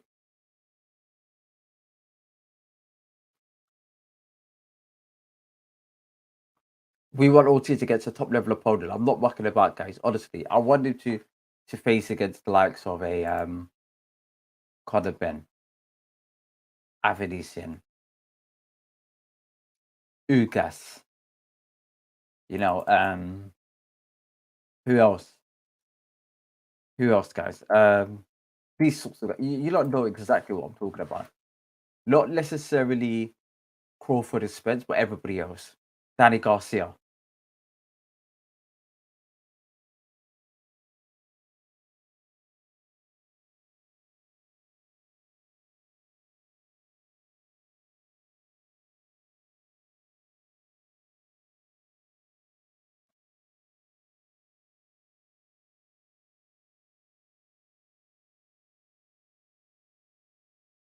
Terrence Crawford. Okay, that's what I'm saying.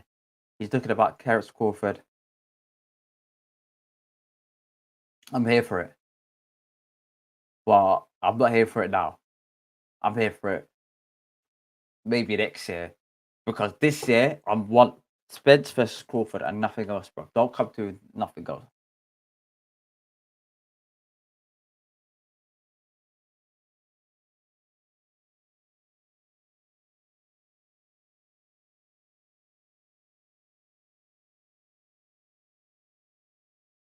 Let's go back.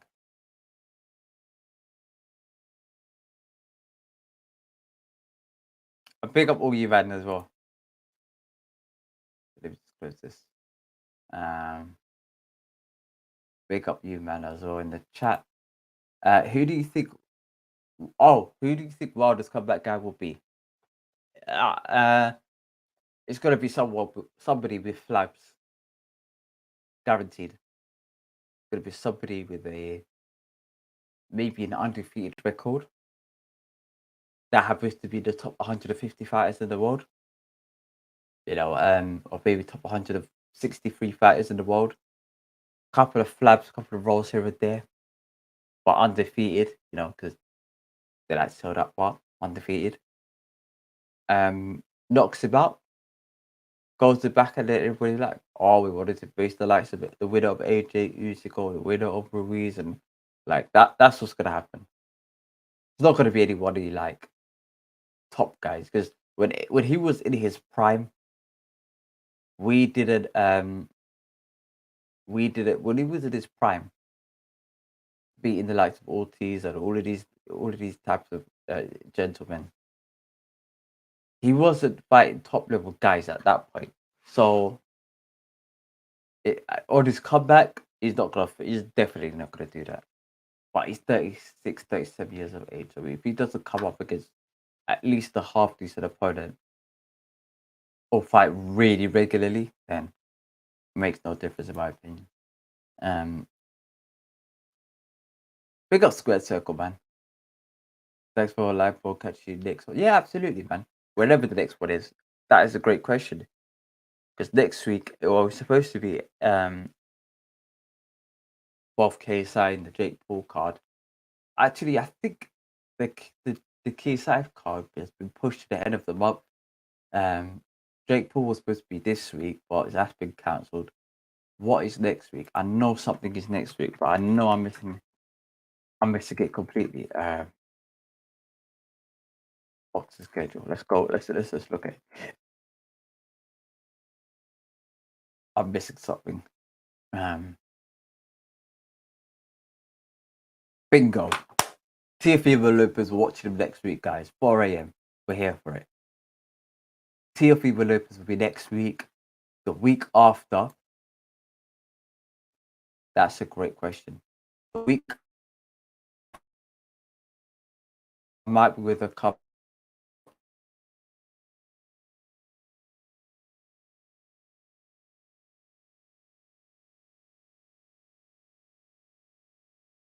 Don't know what happened there. I have no idea what's on there. Hopefully things back up perfectly. But yeah, we'll be back next week for the Teofimo Lopez and Camper fight. Who the fuck? Anyway, regardless of that, Usyk Joshua the week after, might not do a watch along, and then early hours of that, you got Adrian Broner, and then what's after that? Navarrete Bays on the same night. Okay, cool. We've got Richard Kobe versus Pedraza. We'll maybe do something to do that. We'll sort it out, guys. We'll definitely sort it out. Big up Squared Circle as well for showing up and really showing a lot of love and support. Also, who do you have for Spencer Crawford if it does happen? Crawford. I've always been a Crawford guy. Like, for me, he is my type of fighter. Skilled, has that a slight seasoning of power to him. Perfect combination, man. I really like Crawford. He's my type of fighter. But yeah, I would say Crawford. Where does White go after he's lost to Fury? Another great question. Pastor, you covered this. A great question, you know.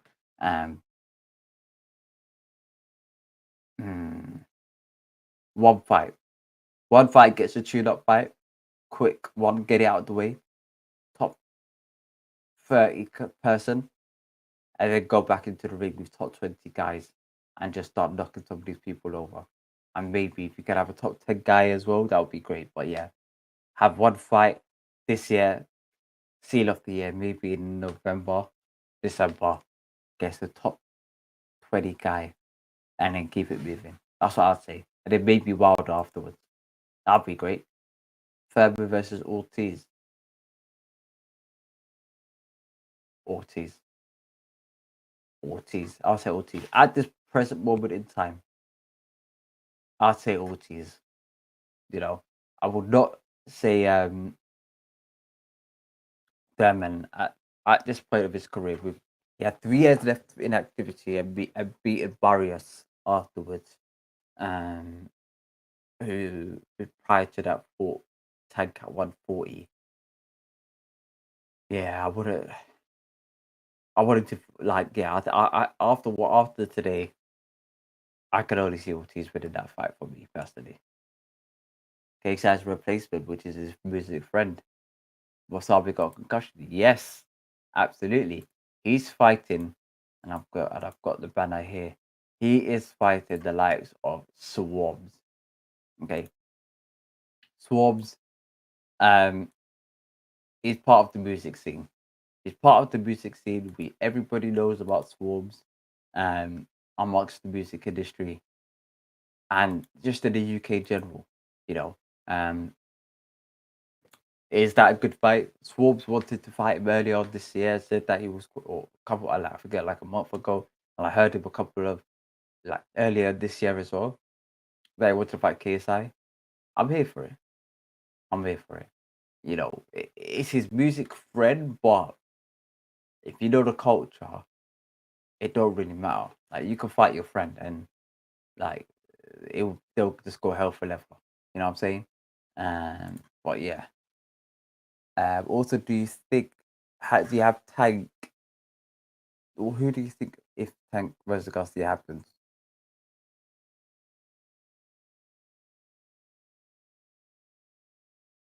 Depends on the weight. 135, 130 Tank. 140 Garcia. That's in my opinion. 140 Garcia. And if it's anything else or below that, well, yeah, it'll be Tank. You know what I'm saying? These are quick fire questions. Last question in my head up afterwards. Okay, guys. Big up to you guys as well. Subscribe, like the video as well. That helps out a lot.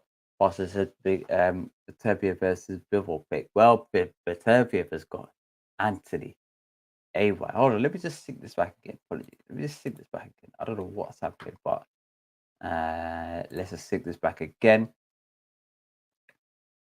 But in terms of Beterbiev versus Bivol, I would say Beterbiev's got a tough fight coming up against Anthony AY Yard.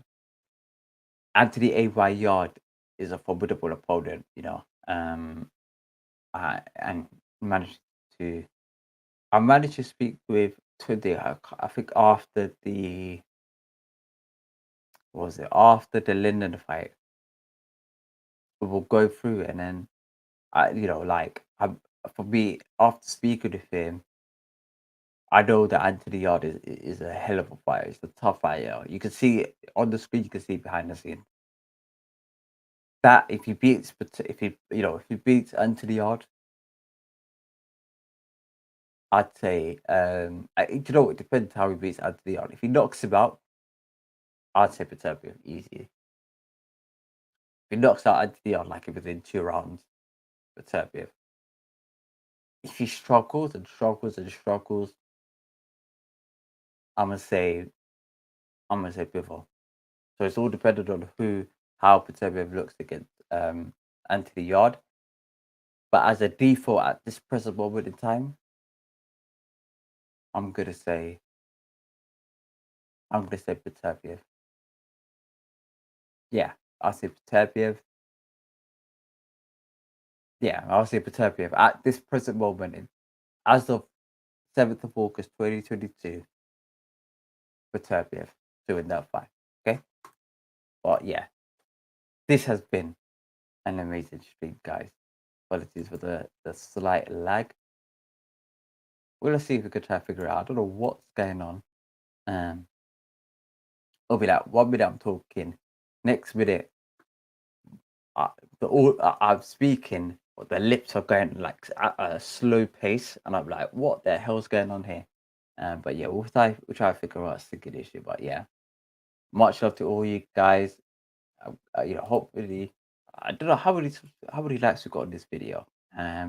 Let me double check. Okay, so we got like 4 likes. Okay, that's decent. You know, got to take each win as humanly possible. But yeah, much love to all you guys for showing amazing love and support. Next week I'll see you guys for Teofimo Lopez versus. I've got it here. I've got it here, guys. I've got it here. Teo versus. Who's he facing? Who the fuck is he facing again? We know. Camper. Yeah. Camper, yeah. And yeah, we'll all touch base next week, and I'll do videos throughout the week as well.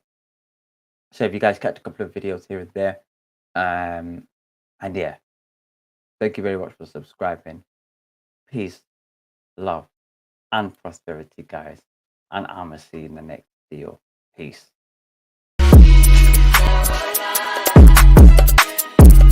Good times never seem so happy twice.